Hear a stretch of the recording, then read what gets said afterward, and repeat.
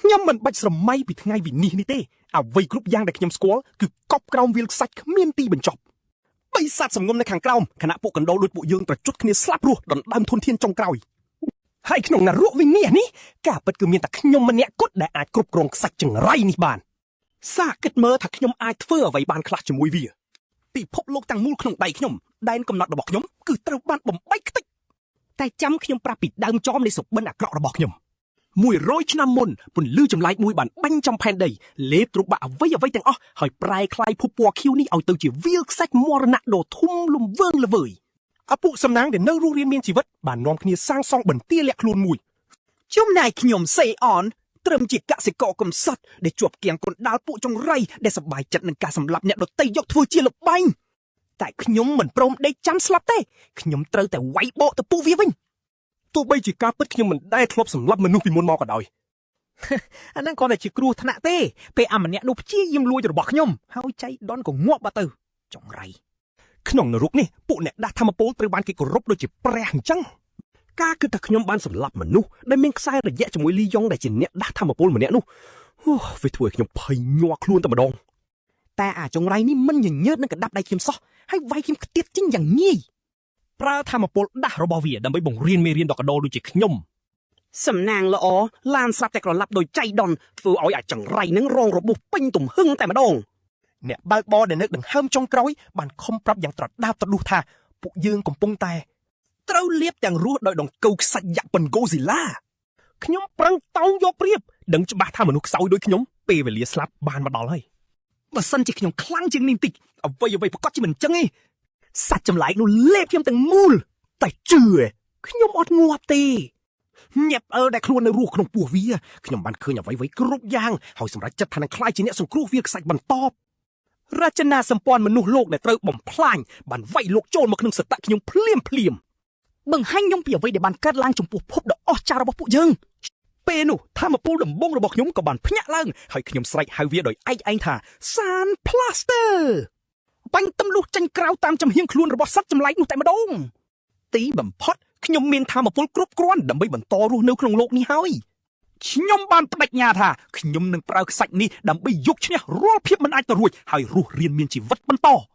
ខ្ញុំអាចមានអារម្មណ៍ដឹងគ្រប់ចង្វាក់បេះដូងរាងកាយខ្ញុំហាក់ដូចជាកំពុងសាកធម្មពលដ៏មហិមាមួយអញ្ចឹង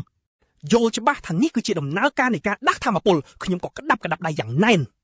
ខណៈនោះដង្កូវខ្សាច់យក្សនេះនៅតែប្រឹងត្រដររៀបនឹងលេបត្របាក់រាងកាយតូចតាចរបស់ខ្ញុំម្ដងទៀតវាហក់មកលេបខ្ញុំម្ដងទៀតតែខ្ញុំឈួរថ្មឹងនៅទីនោះដោយមិនខ្លាចញញើតសូម្បីបន្តិចខ្ញុំបដិសេធមិនព្រមថយក្រោយដាច់ខាតស្រាប់តែមានអាបុរសចំណាស់ម្នាក់លោតចូលមកជួយសង្គ្រោះព្រមទាំងស្រែកថាខ្ញុំកំពុងឈររាំងផ្លូវវាទៅវិញវាចាប់ក្រវិតខ្ញុំហោះទៅលើអាកាសធ្វើឲ្យខ្ញុំធ្លាក់បោកផ្ទប់នឹងដីខ្សាច់យ៉ាងដំណំតែម្ដងខ្ញុំស្ទោះទឹកមាត់លាយខ្សាច់ហើយសួរខ្លួនឯងថានេះវាស្អីគេទៅតាចង្រៃនេះអាចបំលាស់ទីលឿនដោយផ្លេចបន្តោជន់ខ្ញុំពីលើអញ្ចឹងបានយ៉ាងម៉េចតែពេលខ្ញុំងើបមុខមើលទៅលើវិញខ្ញុំពិតជាភ័យចង់លាស់ព្រលឹងពេលដែលឃើញវាចាក់ដាវទម្លុះកដង្កឹកខ្សាច់នោះយ៉ាងងាយស្រួល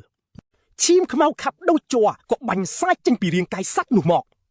អាបុរសនោះឆ្លៀតឌឺដងសត្វនោះដែរធ្វើវាខំឡើងទីខ្ពស់ហើយសួរថាគួរតែធាក់វាទម្លាក់ទៅក្រោមវិញឬអត់រៀបចំក្បាច់ទាត់វាសម្រេចចិត្តធាក់តម្រង់ចំដាវនោះពេញទំហឹងតែម្ដងរុញទម្លុះសត្វចម្លែកនោះរហូតដល់វាធ្លាក់ទៅស្លាប់បាត់បង់ជីវិតខ្ញុំនៅស្ងៀមថ្មឹងព្រលឹងចង់សក់សឹងតែហោះចេញពីខ្លួនការពិតដែលអាតាម្នាក់នេះអាចកំចាត់ដង្កូវខ្សាច់នេះបានយ៉ាងងាយគឺជារឿងដែលធ្វើឲ្យខ្ញុំមិននឹកស្មានដល់ផ្លូវខ្ញុំនៅវែងឆ្ងាយណាស់នេះជាលើកទី1ហើយដែលខ្ញុំប្រឈមមុខនឹងសត្វដង្កូវខ្សាច់យក្សនេះមុនពេលខ្ញុំដឹងខ្លួនស្រីសក់ខៀវនេះលេចមុខមកហើយប្រាប់ថាមេបញ្ជាការចាំងយងបាំកំពុងបញ្ចេញរត់ទៀតឯតាគ្រូខ្ញុំពិតជាវង្វេងមែនមិនដឹងថាពួកអាយគួតនេះមកជន់ឈ្លីខ្ញុំបែបនេះបានដោយរបៀបណានោះទេ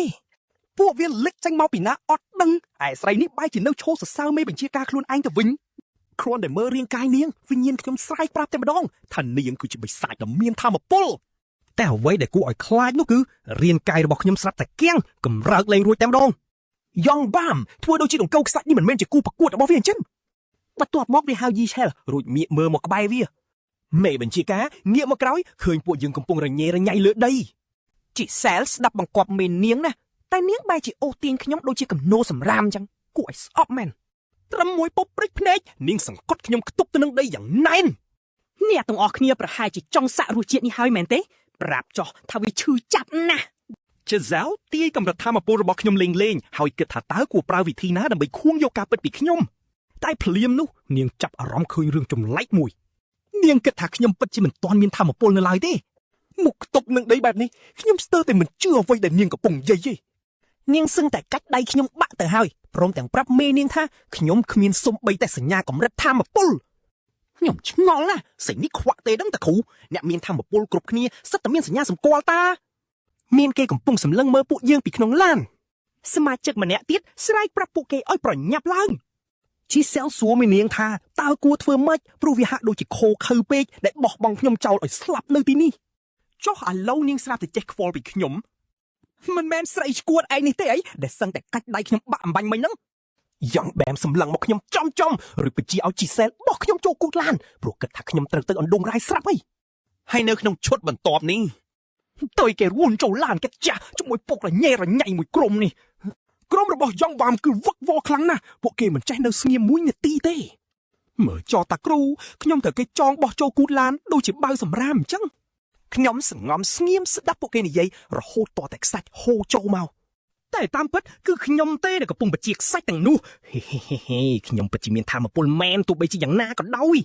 ប៉ុន្តែហេតុអីបានជាគ្មានអ្នកណាអាចមើលឃើញសញ្ញារបស់ខ្ញុំសោះអញ្ចឹងពេលខ្ញុំក៏លេចមើលវាពិតជាចម្លែកខ្លាំងណាស់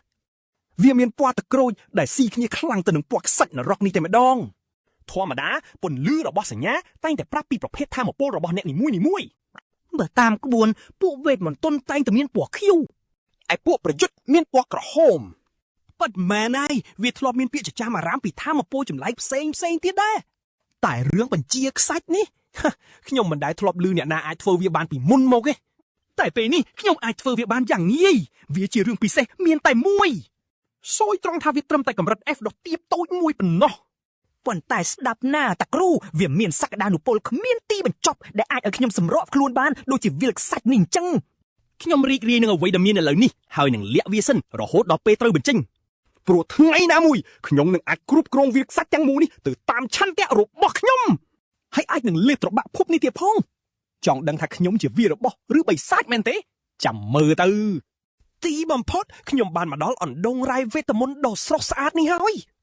ខ្ញុំសម្លឹងមើលប៉ុស្តិ៍ត្រួតពិនិត្យរួចរអ៊ូថាគ្រប់យ៉ាងមើលទៅធម្មតាដល់ហើយអម្នាក់នោះបញ្ជាឲ្យខ្ញុំដើរតាមវាហើយបិទមាត់ឲ្យចិត្តឈឹងអញ្ចឹងខ្ញុំគ្មានជំរឿអ្វីក្រៅពីដើរតាមពីក្រោយវាឡើយសម្លឹងពីចម្ងាយមកហាហ្សែលនិងយ៉ុងប៊ុំកំពុងសង្កេតមើលខ្ញុំហើយបញ្ចេញមតិថាខ្ញុំពិតជាក្មេងដ៏ចម្លែកខុសពីធម្មតាម្នាក់មែនពួកវាច្បាស់ជាគិតថាការដែលខ្ញុំអាចរស់រានមានជីវិតបានតែម្នាក់ឯងគឺដោយសារតែសំណាងសុទ្ធសាធហើយ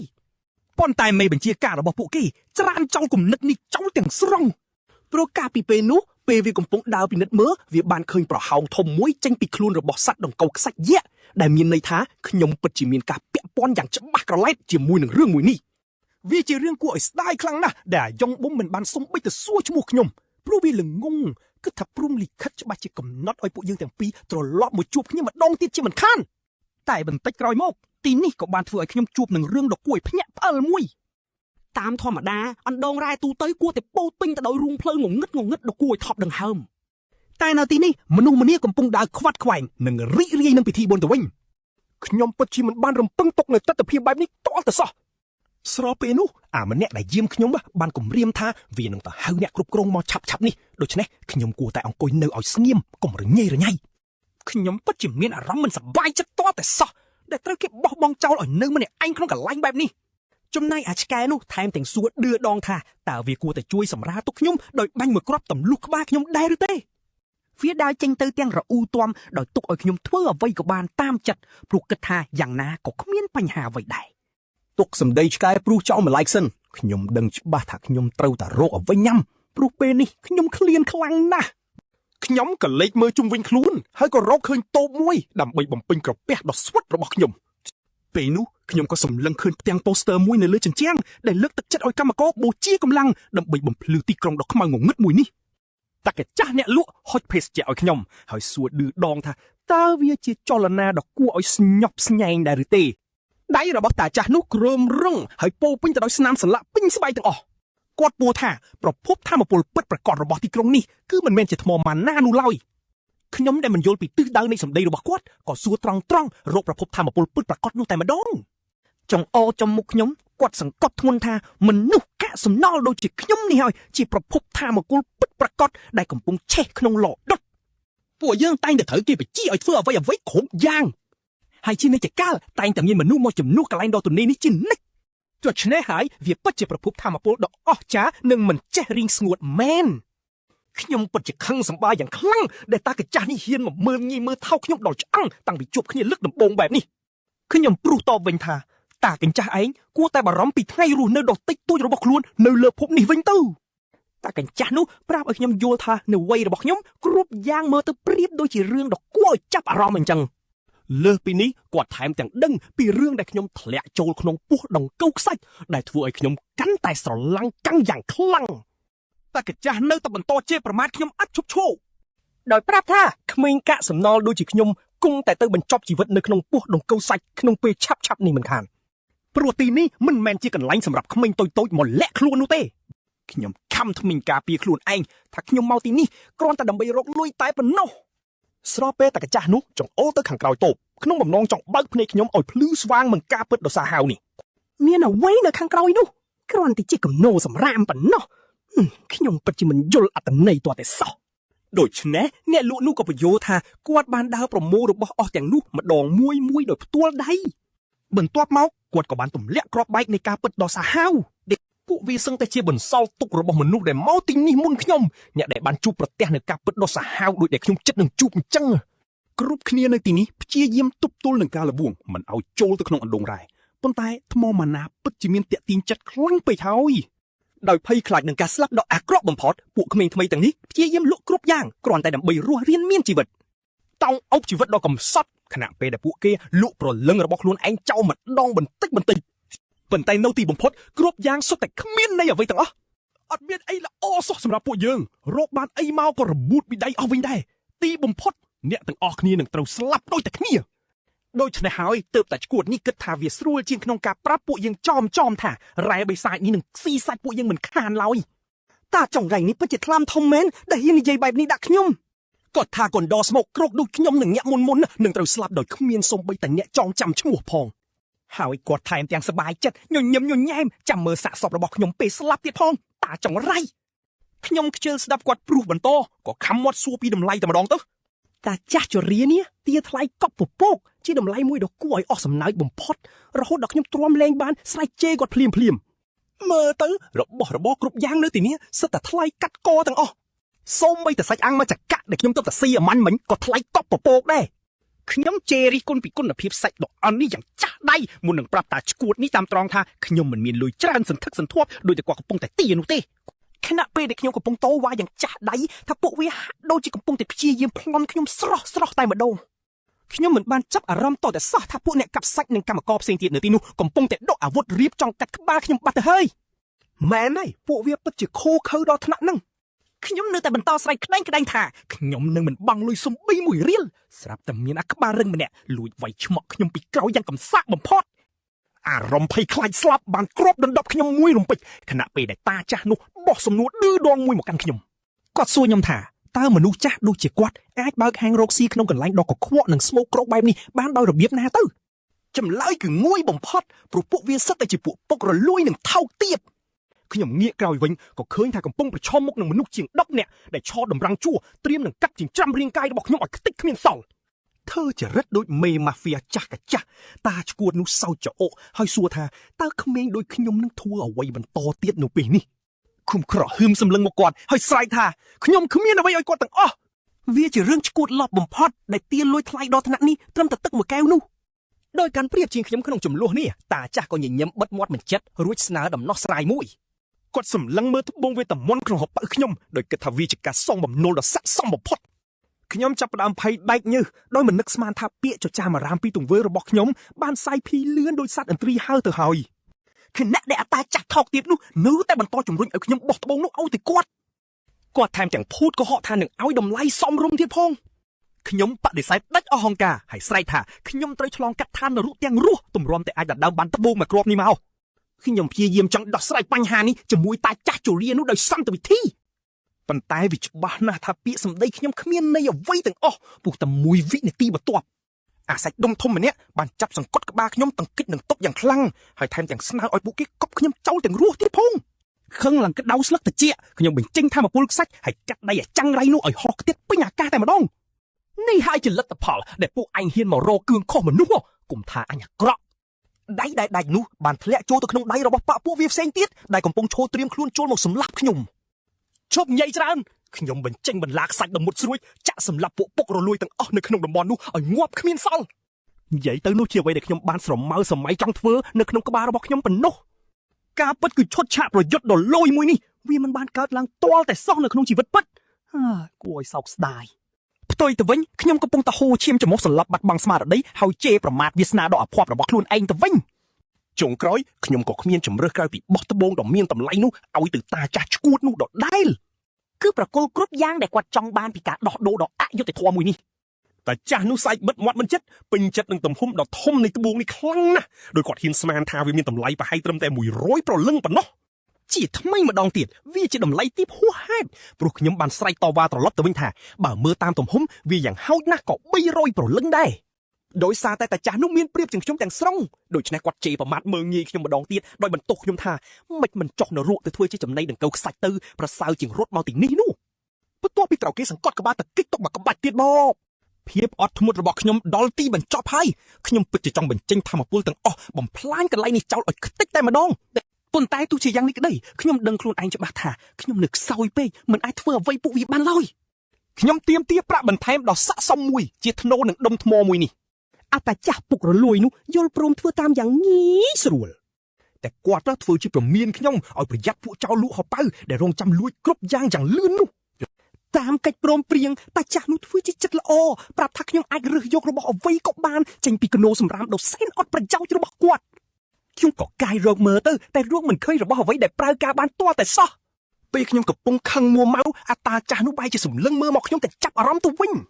ញប្រហែលមកពីគាត់ឃើញថាខ្ញុំមិនព្រមឲ្យខាត់លុយសូម្បីតែម្កាក់ភាពរឹងរូសបែបនេះគឺជារឿងកម្រមានណាស់នៅក្នុងនរកដីសាច់មួយនេះខ្ញុំទាញសម្លៀកបំពាក់ត្រឡុកចោលរួចក៏ប្រទះឃើញរបស់គួរឲ្យចាប់អារម្មណ៍មួយដែលសូម្បីតែអាតាចាស់នឹងក៏លាន់មាត់សរសើរដែរ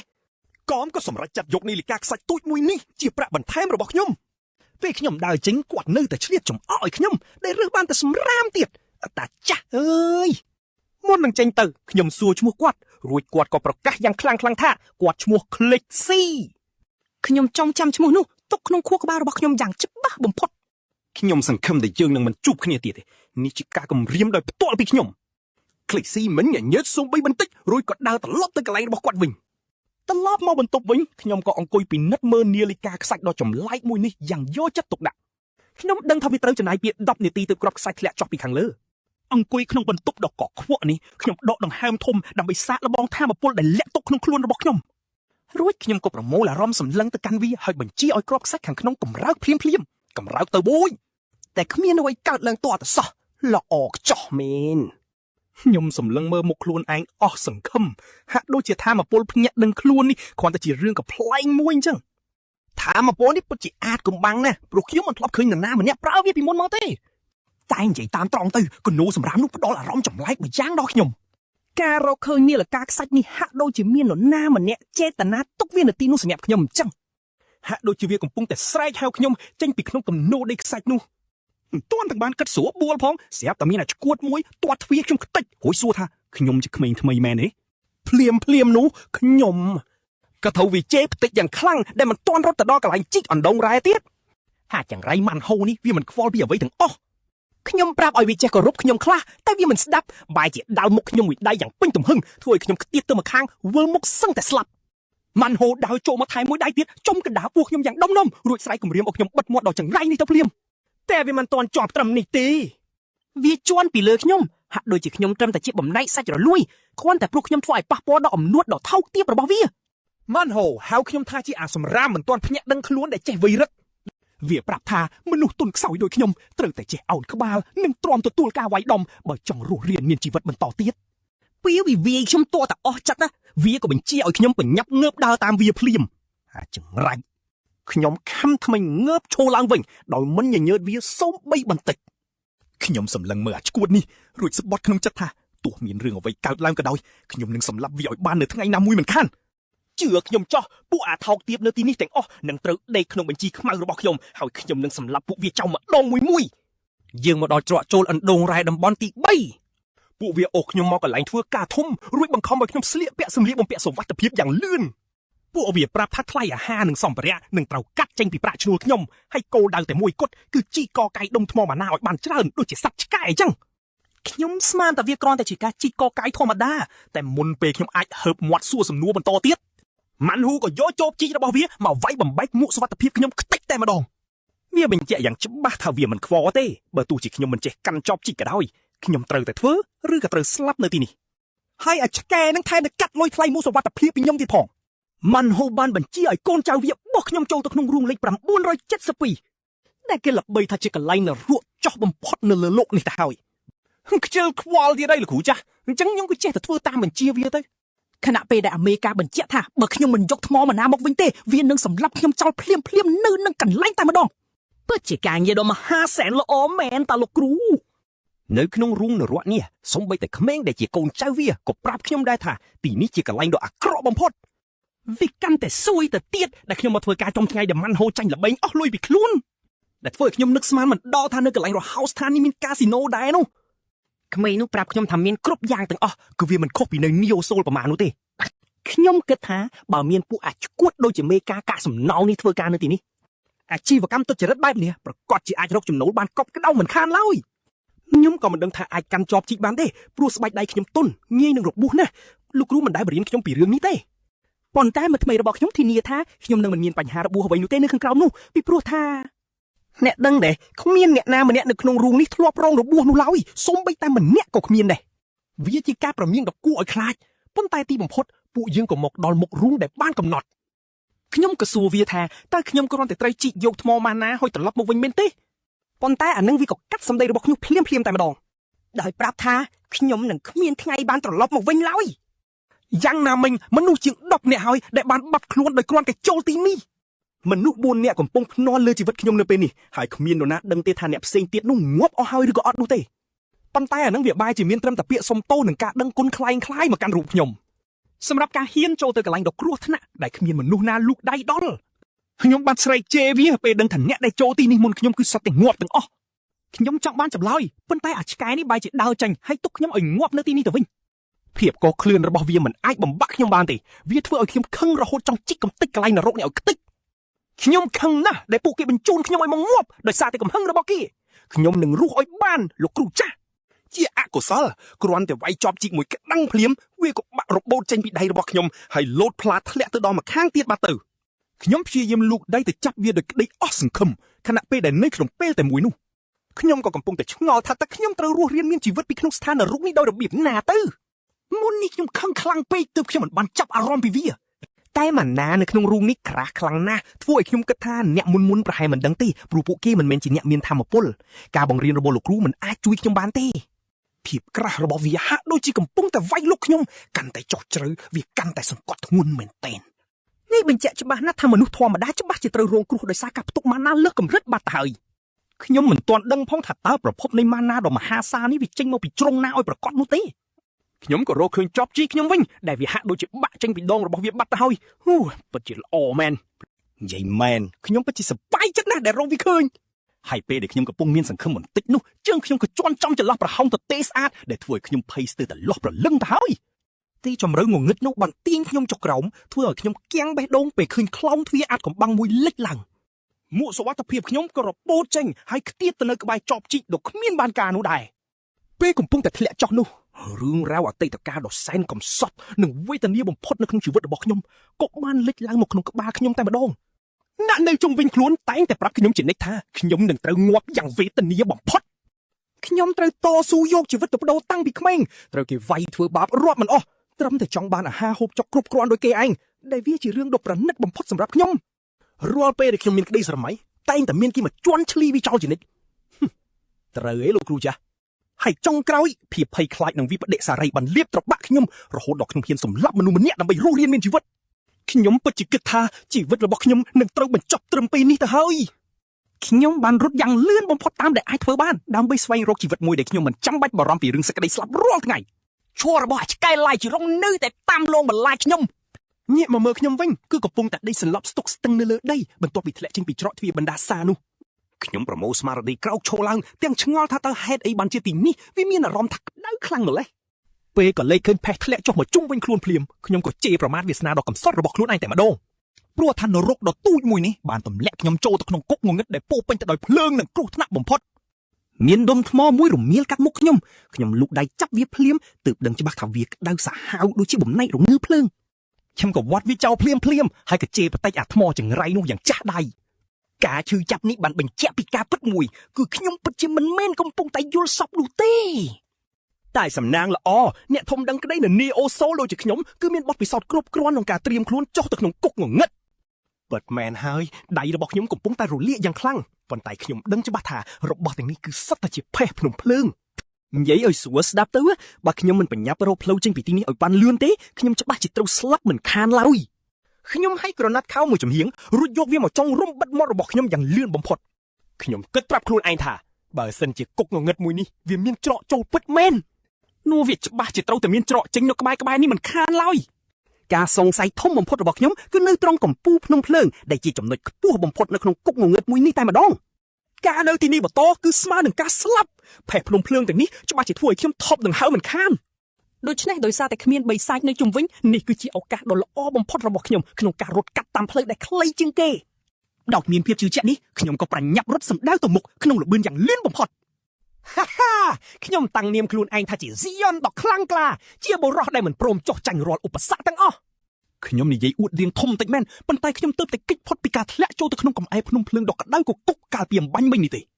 អ្វីដែលកាន់តែអាក្រក់នោះគឺដីដែលប្រេះស្រាំបានបាក់ស្រោតចុះហើយទម្លាក់ខ្ញុំចុះទៅខាងក្រោមតែម្ដងខ្ញុំអាចរស់បានគឺដោយសារតែដៃរបស់ខ្ញុំខំតោងជាប់នឹងគៀមថ្មទាន់ពេលប៉ុណ្ណោះរាងកាយរបស់ខ្ញុំស្ទើរតែឆេះខ្លោចដោយសារកៅអែលភ្នំភ្លើងដ៏ក្តៅនេះទៅហើយខ្ញុំនៅតែប្រឹងទាញខ្លួនឡើងរួចស្រែកប្រាប់ខ្លួនឯងថាកំអែលភ្នំភ្លើងដ៏តូចតាចប៉ុណ្ណេះមិនអាចធ្វើឲ្យខ្ញុំភ័យខ្លាចបានទៀតនោះទេខ្ញុំប្រឹងទាញខ្លួនឡើងទាំងដង្ហើមញាប់ស្មៃអាចរួចផុតពីសេចក្តីស្លាប់ដ៏គួរឲ្យខ្លាចមួយនេះដោយលំបាកបំផុតជំនួសឲ្យការភ័យខ្លាចកំហឹងនិងភាពតានតឹងបានលេបត្របក់ខ្ញុំកង្ហឹងរបស់ខ្ញុំទាំងអស់គឺតម្រាំងទៅរកអាចាស់ជរាមម៉ានហូដែលបានបោះចោលខ្ញុំនៅទីនេះដូចជាសម្រាមខ្ញុំសន្យាជាមួយខ្លួនឯងថាខ្ញុំនឹងសម្លាប់អាចង្រៃនោះដោយដៃទទេរបស់ខ្ញុំពេលដែលខ្ញុំចេញពីទីនេះបានប៉ុន្តែភ្លាមនោះខ្ញុំក៏ប្រមូលស្មារតីវិញបន្ទាប់ពីព្យាយាមទប់កំហឹងរបស់ខ្ញុំរួចមកពេលនេះខ្ញុំមានការតាំងចិត្តយ៉ាងមុតមាំថានឹងត្រូវតែរស់រានមានជីវិតទោះបីជាមានរឿងអ្វីកើតឡើងក៏ដោយខ្ញុំគឺជាអ្នកតស៊ូដែលមិនព្រមដួលដេកចោះចាញ់ទោះក្នុងកលៈទេសៈណាក៏ដោយពីទីតាំងដែលខ្ញុំឈរខ្ញុំត្រូវការលោតតែ4ដងទៀតប៉ុណ្ណោះដើម្បីទៅដល់ចំណុចខ្ពស់បំផុតហើយខ្ញុំនឹងអាចគេចផុតពីសេចក្តីស្លាប់ជំនួសឲ្យការគិតច្រើនខ្ញុំសម្រេចចិត្តរត់លោតទៅមុខដោយមិនបណ្ដោយឲ្យមានការស្ទាក់ស្ទើរណាមួយមករារាំងខ្ញុំឡើយព្រោះតែតាមការពិតទៅខ្ញុំគ្មានបំណងបណ្ដោយឲ្យជីវិតរបស់ខ្ញុំត្រូវមករលួយក្នុងគុកងងឹតដ៏គួរឲ្យស្អប់ខ្ពើមមួយនេះឡើយពាក្យថាខ្ញុំនឹងមិនឈប់ទេគឺចុះវាសនារបស់ខ្ញុំ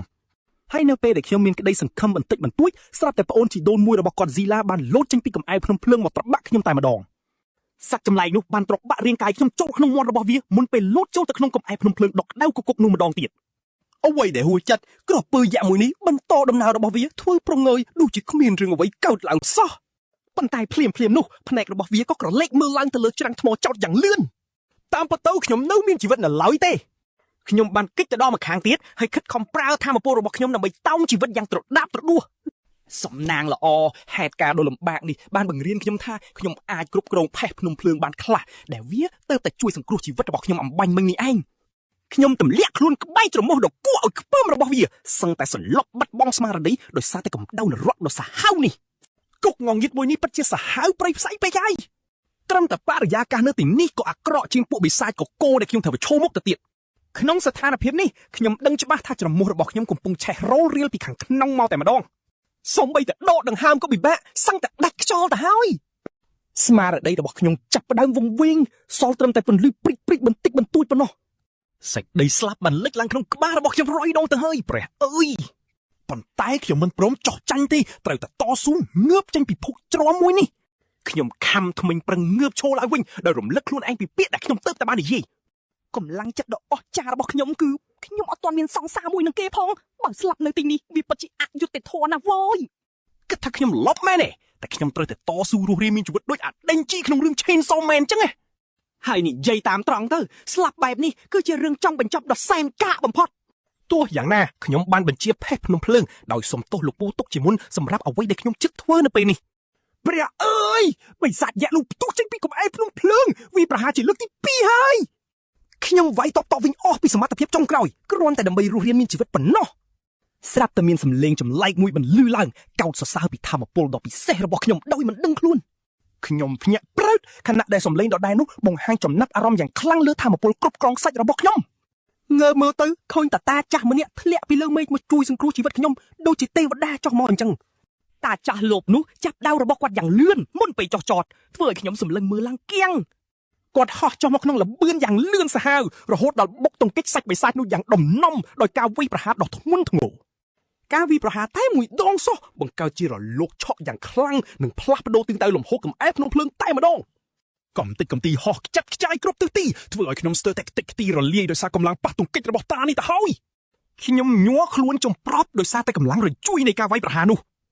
ះវាធ្វើឲ្យកដាស់ត្រចៀកខ្ញុំធ្លាយហើយសតិអារម្មណ៍ខ្ញុំក៏ហោះហើរទៅបាត់អស់ខ្ញុំប្រឹងងើបមើលទៅមុខដើម្បីរកតាចាស់នោះក៏ដូចជាមើលពីស្ថានភាពរបស់អបិសាចយៈខ្ញុំសឹងមិនជឿភ្នែកអបិសាចនោះត្រូវបានកាប់ដាច់ជាពីរចំណែកបាត់ទៅហើយអារម្មណ៍ព្រឺសម្បល់ដ៏ចម្លែកនេះវាពិតជាខុសប្លែកស្រឡះតែម្ដងតាចាស់ដែលឈរនៅមុខខ្ញុំនេះមិនមែនជាអ្នកមានធម៌ពលខ្លាំងធម្មតានោះទេគាត់គឺស្ថិតនៅកម្រិតមួយផ្សេងទៀតកម្រិតព្រះដូចជាកោចូលនៅក្នុងចក្រវាលនេះអញ្ចឹងគាត់បន្តដើរទៅមុខយ៉ាងរំភើយតែរាល់ជំហានរបស់គាត់បានកំទេចអ្វីដែលនៅពីមុខខ្ញុំគាំងស្មារតីមើលភាពអស្ចារ្យរបស់គាត់រហូតវង្វេងខណៈដែលតាចាស់នោះបែរមកសួរឈ្មោះរបស់ខ្ញុំដោយសារខ្ញុំមិននិយាយគាត់ក៏បង្កើតបញ្ហាឲ្យខ្ញុំដោយគំរាមថាបើគាត់រាប់ដល់3ហើយខ្ញុំនៅតែស្ងៀមរឿងអាក្រក់នឹងកើតឡើងចំពោះខ្ញុំមិនខានការរាប់ថយក្រោយចាប់ផ្ដើមតាចាស់នោះត្រៀមខ្លួនវាយប្រហារខ្ញុំតែម្ដងពេលរាប់ដល់1គាត់លិចមុខចំពីលើខ្ញុំភ្លាមដូចជាខ្មោចបិសាចផុសចេញពីឋាននរកអញ្ចឹងទីបំផុតគាត់មិនបានធ្វើអ្វីខ្ញុំទេគ្រាន់តែសួរថាហេតុអីបានជាខ្ញុំធ្វើមុខភ័យញ័រដូចឆ្កែអញ្ចឹងតាមពិតទៅខ្ញុំស្ដាប់គាត់សឹងមិនលឺផងតែចាស់ឈួតអើយដោយសារតែគាត់ដាស់តែជាខ្ញុំធ្លាយខ្ទេចដោយសារតែគាត់ទៅហើយរបួសនៅលើខ្លួនខ្ញុំពេលនេះគឺកោជុងលើគ្នាដូចភ្នំទៅហើយប៉ុន្តែតាចាស់រឹងរូសនេះមិនយល់ពីអារម្មណ៍ខ្ញុំបន្តិចសោះគាត់ស្រាប់តែដកដាវចេញមកម្ដងទៀតគិតថានឹងកាប់ខ្ញុំចោលតែម្ដងបើសិនជាខ្ញុំនៅតែមិនព្រមហើបមាត់និយាយទៀតនោះស្រាប់តែតិចខ្ញុំលឺវិញខ្ញុំភ័យស្លន់ស្លោស្រែកប្រាប់ថាខ្ញុំអត់ដឹងរឿងអីទេហើយសុំអង្វរឲ្យគាត់លើកលែងទោសនេះជាដំណឹងដ៏ល្អសម្រាប់តាចាស់នោះដែលគាត់សប្បាយចិត្តពេលដឹងថាខ្ញុំនៅមិនទាន់ខ្លាចជាមនុស្សគោខ្លងទាំងស្រុងគាត់សួរបញ្ជាក់ម្ដងទៀតហើយទាចង់ដឹងឈ្មោះរបស់ខ្ញុំក៏ស្រែកប្រាប់ភ្លាមថាខ្ញុំឈ្មោះ Zion តាចាស់នេះសាហាវមែនហ៊ានសើចចំអកឈ្មោះរបស់ខ្ញុំថាកំសត់ទៅវិញធ្វើឲ្យខ្ញុំឆ្ងល់ថាគាត់មានឈ្មោះអស្ចារ្យប៉ុណ្ណាទៅបានជាហ៊ានធ្វើខ្លួនអេមដូច Sigma អញ្ចឹងភ្លាមនោះតាចាស់កំពូលធម្មពលម្នាក់នេះក៏បានវាយកំទេចដុំថ្មធំមួយឲ្យខ្ទេចជាម្សៅបាត់គាត់ប្រាប់ថាគាត់ឈ្មោះ Diodin ទោះជាប្រាប់ឈ្មោះហើយក៏ដោយខ្ញុំនៅតែមិនយល់ថាតាចាស់ឈួតនេះកំពុងធ្វើស្អីឲ្យប្រកបនោះទេគាត់ធ្វើមុខឆ្ងល់ហើយសួរឲ្យខ្ញុំបញ្ជាក់ន័យម្ដងទៀតដូច្នេះខ្ញុំក៏ស្រែកថាគាត់ហៅខ្ញុំអាល្ងងហើយគំរាមខ្ញុំដោយគ្មានហេតុផលខ្ញុំអរគុណដែលគាត់ជួយសង្គ្រោះជីវិតតែខ្ញុំនៅតែមិនយល់ថាហេតុអីខ្ញុំត្រូវរងការជេរប្រមាថបែបនេះសោះគាត់ហៅខ្ញុំអាលុងម្ដងទៀត Diodin បញ្យល់ថាខ្ញុំនឹងបានធ្លាក់ចូលក្នុងអន្ទាក់ស្អីមួយយ៉ាងបាត់ហើយខ្ញុំមិនខ្វល់ការជេរប្រមាថខ្ញុំសួរលំអិតទៅដឹងថាអន្ទាក់នេះគឺជាបាតុភូតដែលកើតឡើងពេលម៉ាណាក្នុងគុកងងឹតនេះຕົកលើសចំណុះដើម្បីកុំឲ្យវារលំគុកងងឹតក៏បង្កើតច្រកចូលមួយទៀតដើម្បីបញ្ចេញធម្មពលម៉ាណាតាមប្រហោងនោះនិយាយខ្លីវាក៏ទាញសត្វមានជីវិតក្បែរនោះចូលមកដូចគ្នានោះហើយជាន័យរបស់អន្ទាក់ Diodin បញ្ជាក់ថាមនុស្សភាគច្រើនគឺគ្មានឱកាសបានជួបប្រទះរឿងបែបនេះទេអញ្ចឹងន័យថាសំណាងខ្ញុំគឺសូន្យតែម្ដងបើជាអ្នកទាំងអស់គ្នាវិញច្បាស់ជាចង់សម្លាប់អាម៉ាន់ហូចោលដូចខ្ញុំអញ្ចឹងគាត់ហៅខ្ញុំថាអាលុងម្ដងទៀតដែលធ្វើឲ្យខ្ញុំកាន់តែក្តៅក៏ហាយគាត់ធ្វើមុខកញៀវហុកបង្ហាញផ្ទាល់ថាហេតុអីបានជាខ្ញុំល្ងងម្លេះគាត់ប្រាប់ឲ្យខ្ញុំប្រមូលធម្មពលម៉ាណាផ្ដោតទៅលើភ្នែកខ្ញុំមិនយល់ទេរហូតដល់ខ្ញុំសាក់លបងប្រមូលធម្មពលម៉ាណាទៅកាន់ភ្នែករបស់ខ្ញុំមែនប្រើម៉ាណាដើម្បីមើលបែបនេះជួយឲ្យខ្ញុំអាចឃើញនៅអ្វីដែលមិនធ្លាប់បានឃើញពីមុនមកខ្ញុំឡើងព្រឺសម្បល់នឹងអ្វីនៅខាងមុខរីឯ Diodin វិញពេញចិត្តដែលទីបំផុតខ្ញុំដឹងថាខ្លួនកំពុងប្រឈមមុខនឹងអ្វីសត្វចម្លែកដែលខ្ញុំឃើញនេះមានសមត្ថភាពលាក់ខ្លួនវាអាចសម្លាប់ចំណីយ៉ាងងាយមុនពេលពួកវាដឹងខ្លួនទៅទៀតដោយដែលខ្ញុំចិត្តត្រូវវាលេបត្របាក់មិញអញ្ចឹង សត្វចម្លែកនេះគឺនៅចំពោះមុខខ្ញុំរហូតតាំងពីដំបូងមកម្ល៉េះតែខ្ញុំបែរជាមិនអាចដឹងពីគ្រោះថ្នាក់សូម្បីតែបន្តិចសោះនិយាយអញ្ចឹងពេលដែលគាត់កាប់ផ្ទាំងថ្មមុននេះតាមពិតឌីអូឌីនកំពុងកាប់សម្លាប់សត្វចម្លែកទី2សោះព្រោះបើគ្មានតាចាស់នេះជួយទេខ្ញុំច្បាស់ជាស្លាប់ដោយមិនដឹងខ្លួនបាត់ហើយនេះបញ្ជាក់ថាគាត់បានជួយសង្គ្រោះជីវិតខ្ញុំដល់ទៅ2ដងហើយនេះធ្វើឲ្យខ្ញុំសង្ស័យថាតើគាត់ខ្លាំងប៉ុណ្ណាទៅវិញដោយសារតែចង់ដឹងខ្លាំងពេកខ្ញុំក៏សួរពីអត្តសញ្ញាណពិតប្រាកដរបស់ឌីអូឌីនទាំងអន្ទះសាតែគាត់ហៅខ្ញុំមកលងទៀតឯងប្រាប់ថាគាត់គ្រាន់តែជាឌីអូឌីនប៉ុណ្ណោះខ្ញុំស្រែកសួរតាចាស់ដ៏ខ្លាំងនេះថាម៉េចក៏គាត់អាចខ្លាំងម្ល៉េះពេលខ្ញុំសួរថាយើងកំពុងនៅឯណាឌីអូឌីនឆ្លើយថាយើងកំពុងក្នុងគុកងងឹតតាចាស់នេះហៅកន្លែងក្តៅនេះថាកន្លែងបបាញ់យ៉ាងរំភើយបន្ទាប់មកគាត់ក៏ប្រាប់ឲ្យខ្ញុំមើលឲ្យច្បាស់ព្រោះគាត់ចិត្តបង្ហាញសមត្ថភាពឲ្យមើលហើយតាចាស់រៀងតៃតាំងនោះក៏ដកដាវចេញមករួចស្រែកបន្លឺថា Cryon ភ្លាមនោះរលកសម្លេងក៏សាយភាយពេញទីនោះបង្ខំឲ្យខ្ញុំត្រូវខ្ទប់ត្រចៀកដំបងឡើយខ្ញុំធានាថាសូម្បីតែអ្នកទាំងអស់គ្នាក៏គិតលែងចេញដូចខ្ញុំដែរថាកំពុងមានរឿងអ្វីតែពេលមើលជុំវិញទើបខ្ញុំដឹងថាគុកនេះពេញដោយសត្វចម្លែកភ្លើងរាប់មិនអស់រីឯទីអូឌីនបែរជាមើលទៅឡើងរំភើបនឹងការប្រយុទ្ធនេះរួចគាត់ប្រាប់ថាខ្ញុំត្រូវពឹងខ្លួនឯងហើយរកវិធីរស់រានមានជីវិតយកទៅធ្លាក់ចូលក្នុងស្ថានភាពគ្រោះថ្នាក់បែបនេះខ្ញុំចាប់ផ្ដើមជេរតាចាស់នោះពេញទំហឹងខ្ញុំក៏លេចមើលជុំវិញដើម្បីរកផ្លូវតែក៏ដឹងច្បាស់ថាខ្ញុំត្រូវបានឡោមព័ទ្ធជិតឈឹងគ្មានផ្លូវរត់នោះទេពួកវាធ្វើចលនាលឿនពេករហូតខ្ញុំមិនអាចមើលទាន់ឬក៏គេចចេញបានពួកវាចេះតែបន្តវាប្រហារខ្ញុំព្រមទាំងហែកសម្លៀកបំពាក់ខ្ញុំឲ្យរហែកខ្ទេចបន្តិចម្ដងខ្ញុំទប់លែងជាប់ហើយខ្ញុំខំរកផ្លូវគេចខ្លួនទាំងឆ្ងល់ថាម៉េចបានជាអាសត្វចង្រៃអស់នេះចេះតែវាយសម្រុកមកតែចំហៀងខាងឆ្វេងរបស់ខ្ញុំដដែលមិនឈប់សោះខ្ញុំងើបមុខឡើងហើយព្យាយាមបាញ់ខ្សាច់ទៅលើអាសត្វហោះអស់នោះទាំងអស់សង្ឃឹមប៉ុន្តែពួកវាគេចផុតយ៉ាងងាយហើយថែមទាំងវាយបកមកលើខ្ញុំវិញរាប់មិនអស់ខ្ញុំមានអារម្មណ៍ថាខ្លួនឯងពិតជាគ្មានបានការសោះបើធៀបជាមួយអតាកាចាស់នោះ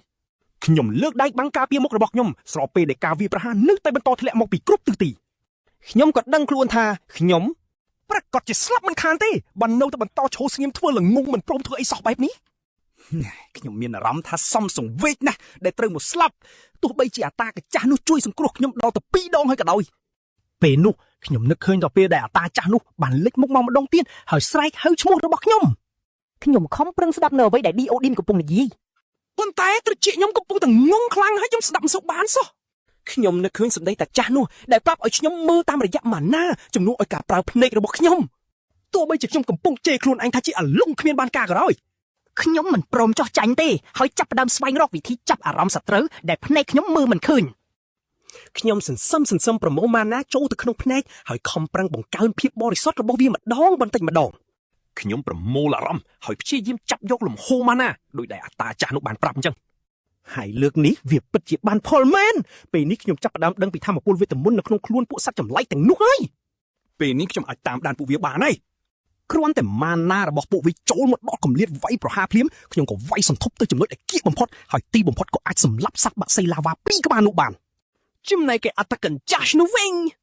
កំពុងតែរវល់វាយជាមួយសត្វចម្លែកធំហើយមើលទៅគាត់ហាក់ដូចជាកំពុងត្រេកត្រអាលខ្លាំងណាស់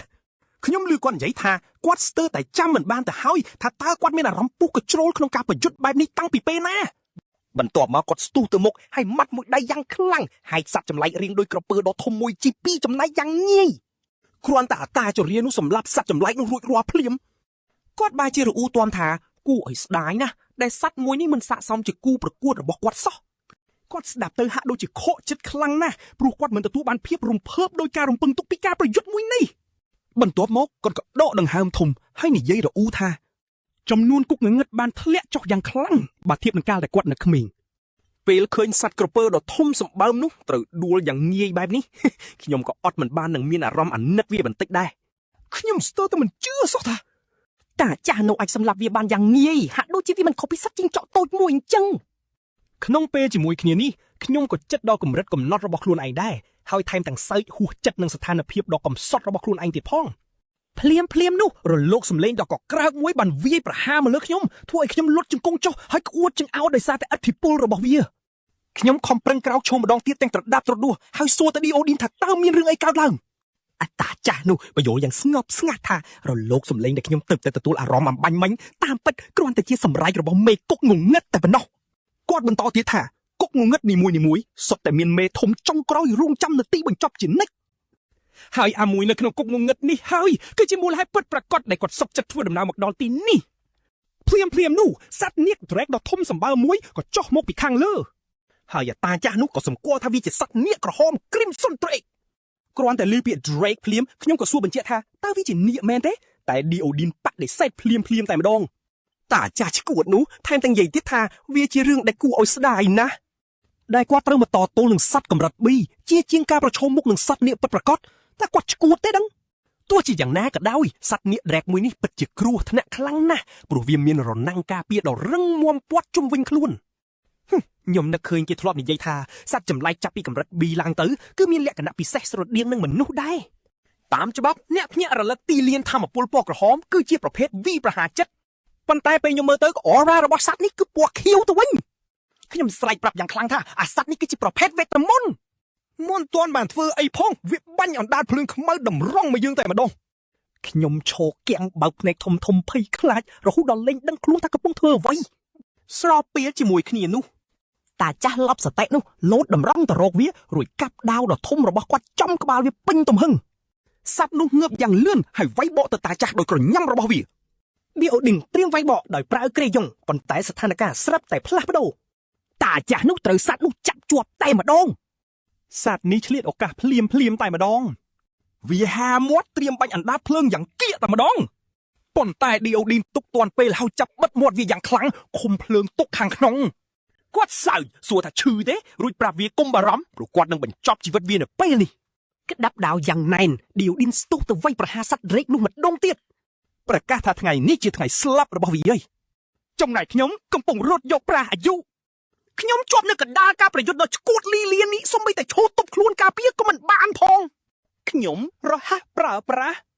ថាមពលបង្កើតជាជញ្ជាំងសាច់នៅពីក្រោយខ្នងដើម្បីការពាររលកសម្ពាធដែលបកមកខ្ញុំស្រែកប្រាប់ពួកគេឲ្យទៅវាយគ្នានៅកន្លែងផ្សេងទៅខណៈឆ្ងល់ថាត្រឹមរលកសម្ពាធសោះមិនក៏ធ្វើឲ្យខ្ញុំរបួសខ្លាំងម្ល៉េះចំណែកតាចាស់នោះវិញកំពុងតែសប្បាយពេញទំហឹងតែម្ដងគាត់ស្រែកថាអារម្មណ៍នេះដូចកំពុងលេងនៅកន្លែងកំសាន្តអញ្ចឹងពេលនោះរលកសម្ពាធមួយទៀតក៏បានបោកមកចំខ្ញុំយ៉ាងលឿនរហូតខ្ញុំគិចមិនទាន់ខ្ញុំដឹងខ្លួនថាចប់សពគ្រប់ហើយខណៈដែលត្រូវខ្ទាតទៅយ៉ាងឆ្ងាយខ្ញុំធ្លាក់បោកផ្ទុកយ៉ាងខ្លាំងហើយរអិលតម្រង់ទៅរករណ្ដៅម៉ាក់ម៉ាតែម្ដងខ្ញុំគៀងស្មារតីពេលដឹងថាខ្លួនចិត្តស្លាប់ក្នុងនាមជាអាកំសត់ដែលសំបីតែសង្សារមួយក៏គ្មានផងនោះងាកមើលតាចាស់លប់នោះវិញគាត់មិនខ្វល់បន្តិចសោះថាខ្ញុំកំពុងតែចិត្តស្លាប់នោះគាត់បែរជានៅតែសង្កត់សង្កិនសត្វ Drake ហើយជេរវាថាជាភាពអាម៉ាស់របស់មេបិសាចទាំងអស់ដោយខឹងនឹងការជេរប្រមាថសត្វ Drake ក៏ប្រមូលថាមពលបាញ់អណ្ដាតភ្លើងម្ដងទៀតឃើញបែបនេះ Diodin ញញឹមព្រោះមិននឹកស្មានថាវានឹងមានល្បិចសបាយលាក់ទុកសោះដង្ហើមវេទមន្តដ៏ខាប់បានបាញ់ហែកផ្ទៃអាកាសបំផ្លាញគ្រប់យ៉ាងតាមផ្លូវហើយកាន់តែរីកធំឡើងពីបាញ់ទៅឆ្ងាយបន្តិចក្រោយមកសត្វ Crimson Drake ក៏ឈប់បាញ់ដោយគិតថាតាចាស់នោះច្បាស់ជាខ្លាចជាផេះបាត់ហើយប៉ុន្តែគ្រាន់តែឮសំឡេងគាត់សួរថាកំពុងរកនរណាគេសត្វកំសត់នេះដឹងថាវាចប់បាត់ហើយវាស្រែកក្រហមយ៉ាងឈឺចាប់រួចងាកមកក្រោយក៏ឃើញគាត់អង្គុយចោលហុកលើខ្លួនវាយ៉ាងរំភើយដាវរបស់គាត់ដោតចូលខ្លួនវាជ្រៅ1ម៉ែត្រហើយគាត់ប្រាប់ថាគាត់តាមរកពូជវាយូរណាស់ហើយយ៉ាងណាមិញគាត់ត្រូវការបេះដូង Crimson Drake ដើម្បីឲ្យក្រយងគាត់រីកចម្រើនសំណាងអាក្រក់ណាស់តែវាគ្មានជំរឿសក្រៅពីស្លាប់ដើម្បីបំពេញបំណងគាត់ឡើយនិយាយចប់គាត់សង្កត់ដាវកាន់តែជ្រៅបញ្ចេញវេទមន្តជ្រាបចូលពេញខ្លួនវាសត្វដ៏ធំនេះបំរាស់យ៉ាងខ្លាំងដោយឈឺចាប់ពេលដែលដាវចាក់ទម្លុះរាងកាយរបស់វាបន្ទាប់ពីស្រូបយកបេះដូងនាគនោះតាចាស់ក្រេយ៉នក៏ចាប់ដើមបញ្ចេញពន្លឺពណ៌ក្រហមឆ្អិនឆ្អៅតែម្ដងគាត់សម្លឹងមើលដាវរបស់គាត់ដែលក្តីពេញចិត្តបំផុតសប្បាយចិត្តណាស់ដែលអាវុធនោះទម្លុះដែនកំណត់របស់វាម្ដងទៀតភ្លាមនោះទស្សនភាពផ្អែមល្ហែមជាមួយដាវរបស់គាត់ត្រូវរំខានដោយសារវត្តមានរបស់ខ្ញុំខ្ញុំស្រែកសួរថាតើគាត់ឈួតទេឬយ៉ាងម៉េចទៅនិយាយជាមួយអាវុធខ្លួនឯងអញ្ចឹងតាចាស់នេះប្រហែលជាឡប់មែនតែគាត់ខ្លាំងកប់ពពកដែលអាចសម្លាប់នាគក្រហមនោះតែម្នាក់ឯងចំណែក Diodin វិញភ្ញាក់ផ្អើលយ៉ាងខ្លាំងដែលក្មេងរឹងក្បាលដូចជារូបខ្ញុំនឹងមានដង្ហើមខ្ញុំប្រាប់គាត់ថាខ្ញុំស្ទើរតែងាប់ទៅហើយតែខ្ញុំខំវាចេញពីរណ្ដៅមច្ចរិតទាំងត្រដាបត្រដួសពេលដីបាក់ស្រុតពីក្រោមជើងហើយទាញខ្ញុំទម្លាក់ចុះខ្ញុំមិនមែនអង្គុយរងចាំសេចក្តីស្លាប់ដ៏ថោកទាបនោះទេផ្ទុយទៅវិញខ្ញុំបានប្រើខ្សាច់របស់ខ្ញុំបង្កើតជាពុករងការប៉ះទង្គិចដែលជួយសង្គ្រោះជីវិតខ្ញុំមិនឲ្យបាច់សាច់ខ្ចាយដោយទឹកពេញប៉ោះ សូម្បីតែខ្ញុំខ្លួនឯងក៏មិនជឿថាខ្ញុំពូកែកិច្ចពីសេចក្តីស្លាប់រាល់ពេលមានរឿងអាក្រក់កើតឡើងនោះដែរនោះបន្ថែមទៀតថាការដែលចេះតែត្រូវរងការប៉ះទង្គិចពីធម្មពលរបស់តាចាស់លប់សតិម្នាក់នេះធ្វើឲ្យប្រតិកម្មរបស់ខ្ញុំមុតស្រួចជាងមុនឆ្ងាយណាស់ឌីអូឌីនចាប់ផ្ដើមចាប់អារម្មណ៍បន្តិចបន្តួចនឹងរឿងនេះប៉ុន្តែពេលនេះមានរឿងសំខាន់ជាងនេះដែលត្រូវដោះស្រាយជាបន្ទាន់ស្រាប់តាចាស់នោះចាប់អាវខ្ញុំអូដូចកូនក្មេងមិនដឹងអីរួចប្រាប់ថាគុកងងឹតនេះកំពុងតែរលាយហើយដោយសារមេធំងាប់បាត់យើងត្រូវតែចេញពីទីនេះឲ្យបានលឿនបំផុតតែខ្ញុំឆ្ងល់ណាស់ថារឿងនឹងវាតាក់ទងអីនឹងការចាប់យកកញ្ចឹងកខ្ញុំដូចថងសម្រាមអញ្ចឹងតាជួនោះសើចឡើងលួនរំពងដូចជាទើបតែបានឮរឿងកំ pl ែងដែលអស់សំណើចបំផុតក្នុងជីវិតរបស់គាត់វាមិនមែនជារឿងគួរឲ្យចង់សើចទេតែដោយសារអ្វីដែលគាត់រៀបនឹងធ្វើបន្ទាប់ពីនេះស្រាប់តែគាត់ក៏វាត់ខ្ញុំចូលទៅក្នុងប្រហោងខ្មៅដែលបើកនៅពីមុខយើងរួចស្រែកយ៉ាងរំភើយថាលាហើយអាឡាអាត់កំពុងហោះលើអាកាសខ្ញុំក៏ជេរគាត់គ្រាប់មាត់ដែលខ្ញុំស្គាល់ហើយចាប់ទៅគាត់ថាថោកទាបជាងអាឆ្កែផឹកបានហ៊ូទៅទៀតមួយវិនាទីក្រោយមកខ្ញុំត្រូវខ្ជាក់ចេញមកក្រៅពេលប្រហោងខ្មៅនោះរបើកឡើងហើយក្រវ៉ាត់រូបខ្ញុំអូសលើដីខ្សាច់ជាច្រើនជុំយ៉ាងវេទនាខ្ញុំខ្ជះខ្សាច់ចេញពីមាត់ទាំងវិលមុខរកទិសតំបន់មិនឃើញខ្ញុំឆ្ងល់តើចង្រៃអីខ្ញុំធ្លាក់មកដល់ទីណាទៀតអីឥឡូវនេះឌីអូឌីនបញ្យួរយ៉ាងស្ងប់ស្ងាត់ថាពួកយើងមកដល់ផ្ទៃខាងលើហើយនៅពេលមេគុកងងឹតត្រូវសម្លាប់ស្នាមប្រេះទៅកាន់ពិភពខាងក្រៅនឹងបើកឡើងធ្វើជាច្រកចេញឮបែបនេះខ្ញុំក៏ចាប់ផ្ដើមរអ៊ូភ្លាមថាពួកយើងអាចដើរចេញតាមស្រួលបានតែចាំបាច់ក្វាត់ខ្ញុំចោលដោយសម្រាមធ្វើអីទីបំផុតតាចាស់នោះក៏អស់ការអត់ធ្មត់ហើយបញ្ជាក់រឿងមួយឲ្យច្បាស់លាស់គាត់ទទួលស្គាល់ថាធម៌ពលខ្សាច់របស់ខ្ញុំពិតជាមានប្រយោជន៍គួរសមដែរតែក្នុងស្ថានភាពពេលនេះខ្ញុំរឹតតែគ្មានប្រយោជន៍ជាងកបិតរុលមួយទៅទៀតដោយសារបែបនេះហើយគាត់ផ្ដល់ជំរឿសពីរឲ្យខ្ញុំអាចធ្វើដំណើរទៅខាងត្បូងរកទីក្រុងព្រលឹងថ្មីហើយបន្តរស់នៅដូចជាមនុស្សលំដាប់បាតសង្គមគ្មានន័យដូចមុនឬមួយខ្ញុំអាចជ្រើសរើសផ្លូវដ៏សប្បាយមួយទៀតក្រោមការបង្វឹករបស់គាត់ខ្ញុំនឹងក្លាយជាមនុស្សខ្លាំងនិងលឿនជាងមុនខ្ញុំភ្ញាក់ផ្អើលយ៉ាងខ្លាំងរួចសួរគាត់ថាតើការដើរតាមគាត់មានន័យយ៉ាងម៉េចហើយសំខាន់បំផុតតើវាត្រូវចំណាយពេលយូរប៉ុណ្ណាអ្នកចម្បាំងចាស់នោះប្រាប់ខ្ញុំត្រង់ៗថាគាត់ក៏មិនដឹងដែរវាអាចរាប់ខែរាប់ឆ្នាំឬរាប់ទសវត្សរ៍សូម្បីគាត់ក៏មិនអាចទីទុកជាមុនបានដែរពេលឈរប្រឈមមុខនឹងជំរើសដែលអាចបដូរវាសនាខ្ញុំបែបនេះខ្ញុំគាំងស្ងៀមលែងដឹងថាធ្វើអីបន្តតាជូណូសង្ខេបវាឡើងវិញក្នុងរបៀបមួយដ៏ព្រៃផ្សៃបំផុតមិនធ្លាប់មានខ្ញុំអាចត្រឡប់ទៅរស់នៅជីវិតដ៏គួរឲ្យធុញទ្រាន់ដដែលវិញឬខ្ញុំអាចរើសផ្លូវមួយដែលខ្ញុំអាចដើរផ្លូវកាត់ក្នុងជីវិតជាមួយភាគរយស្លាប់រហូតដល់ 99% ចង់ផ្ដើមសើចឡើងដោយមនុស្សឈួតហើយសួរទៅគាត់វិញថាតើតាចាស់ឯនេះបំវែងស្មារតីបាត់ទៅហើយមែនទេបន្ទាប់មកខ្ញុំក៏ធ្វើពុតជារៀបរាប់ថាខ្ញុំមានជំរឿសមួយទៀតអ្នកទាំងអស់គ្នាគិតមើលចុះខ្ញុំមានវាំងដ៏ប្រណិតនិងក្រែដ៏ទន់រង់ចាំតើគិតថាតាចាស់នេះពិតជារំពឹងឲ្យខ្ញុំបោះបង់វាចោលមែនទេដើម្បីដើរតាមតាកាចាស់សុយនេះកាត់វាខ្សាច់ក្តៅហែងដោយគ្មានគោលដៅច្បាស់លាស់នឹងណាជាពិសេសពេលដែលតាគ្រឿននេះអាចនឹងដាច់ខ្យល់ស្លាប់គ្រប់វិនាទីដោយសារតែភាពចាស់ជរារបស់គាត់ហើយតាកាចាស់នោះឆ្លើយថាព្រមយ៉ាងរំភើយបង្ហាញយ៉ាងច្បាស់ថានេះពិតជាអ្វីដែលគាត់រំពឹងឲ្យខ្ញុំធ្វើមែនខ្ញុំក៏ធ្វើជាសម្ដែងដកដង្ហើមធំយ៉ាងអស់សង្ឃឹមបង្ហាញថាការសម្រេចចិត្តនេះវាឈឺចាប់ប៉ុណ្ណាប៉ុន្តែចុងក្រោយខ្ញុំនៅតែយល់ព្រមដើរតាមគាត់បន្ទាប់មកខ្ញុំក៏បដិទ្ធរឿងយ៉ាងទំនងប្រាប់គាត់ថារាល់ពេលមានអ្នកណាធ្វើឲ្យខ្ញុំខឹងខ្ញុំត្រូវតែដោះស្រាយបញ្ហាភ្លាមនៅនឹងកន្លែងប៉ុន្តែខ្ញុំសារភាពថាពេលនេះខ្ញុំនៅខ្សោយពេកមិនអាចសងសឹកបានទេខ្ញុំប្រាប់ទៀតថាតាកាចាស់នេះក៏ស្ថិតក្នុងបញ្ជីសងសឹករបស់ខ្ញុំដែររួចក៏ឆ្លៀតសរសើរថាគាត់ពិតជាខ្លាំងជាងអ្នកណាទាំងអស់ដែលខ្ញុំធ្លាប់ជួបខ្ញុំក៏បន្ថែមទៀតថាខ្ញុំមិនជឿថានឹងអាចជួបអ្នកណាដែលខ្លាំងជាងគាត់ទៀតទេក្នុងជាតិនេះ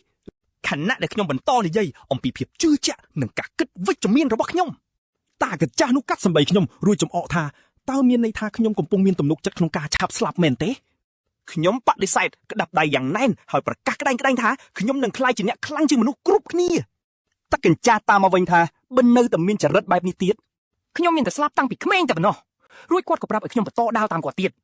គាត់នៅតែបន្តហៅខ្ញុំថាអាល្ងងហើយប្រាប់ថាយើងនៅមានផ្លូវត្រូវដើរឆ្ងាយណាស់ពេលវេលាកន្លងផុតទៅខ្ញុំសើមជោគពេញខ្លួនដោយញើសហើយស្ទើរតែមិនអាចរត់តាមជំហានរបស់តាកាចាស់នោះទាន់សោះឡើយខ្ញុំក៏ស្រែកហៅគាត់ខ្លាំងអង្វរឲ្យគាត់ដើរយឺតបន្តិចនិងសុំសម្រាកព្រោះយើងបានដើរអស់រយៈពេល6ម៉ោងទៅហើយខ្ញុំនៅតែបន្តស្រែកតែតាកញ្ចាស់នោះធ្វើមិនដឹងមិនលឺហើយបន្តដើរយ៉ាងស្ងៀមស្ងាត់ដដែលខ្ញុំសាច់ជេរខ្លួនឯងយ៉ាងខ្លាំងថាខ្ញុំមិនមែនជាក្មេងសំទង់មួម៉ៅច្រើននេះហើយឆ្ងល់ថាហេតុអីបានជាខ្ញុំមានអារម្មណ៍ឆេវឆាវបែបនេះ កម្ដៅនៅជុំវិញខ្លួនគឺក្ដៅស្ទើរឆ្អិនធ្វើឲ្យខ្ញុំចាប់ផ្ដើមគិតថាតើសីតុណ្ហភាពនេះវាខ្ពស់ដល់កម្រិតណាទៅលើសពីនេះទៅទៀតខ្សាច់ផុសទាំងនេះធ្វើឲ្យរាល់ជំហានរបស់ខ្ញុំកាន់តែលំបាកខ្លាំងឡើងហើយខ្ញុំចាប់ផ្ដើមបារម្ភថាខ្ញុំអាចនឹងដួលសន្លប់ដោយសារកម្ដៅនេះមិនខានឡើយអ្នកទាំងអស់គ្នាប្រកាសជាគិតថាខ្ញុំចប់អីមែនទេគ្រាន់តែពេលដែលខ្ញុំរៀបនឹងបោះបង់ចោលទៅហើយទីបំផុតតើកាចាស់នោះក៏ងាកមកមើលខ្ញុំហាក់បីដូចជាគាត់រងចាំពេលនេះយូរមកហើយអញ្ចឹងគាត់ហៅខ្ញុំថាងងដែលសូមបីតែប្រើប្រាស់ធម៌ពលខ្លួនឯងមួយចំណែកតូចក៏មិនបានផងនោះពេលខ្ញុំធ្វើមុខងឿងឆ្ងល់តាកាចាស់ក៏រំលឹកខ្ញុំថាខ្ញុំជាអ្នកប្រើប្រាស់ធម៌ពលបញ្ជាខ្សាច់ប៉ុន្តែបែរជាត្រដោខ្យល់គ្រាន់តែដើរលើខ្សាច់ដែលវាគួរតែជាកិច្ចការងាយស្រួលបំផុតសម្រាប់ខ្ញុំទៅវិញខ្ញុំក៏តបតវិញដើម្បីការពារខ្លួនឯងដោយប្រាប់ថាខ្ញុំទៅតែដាស់ធម៌ពលប្រហែលថ្ងៃមុននេះទេហើយនៅជាចំណាត់ថ្នាក់ F នៅឡើយទីអូឌីនក៏ចាប់đầuខឹងភ្លាម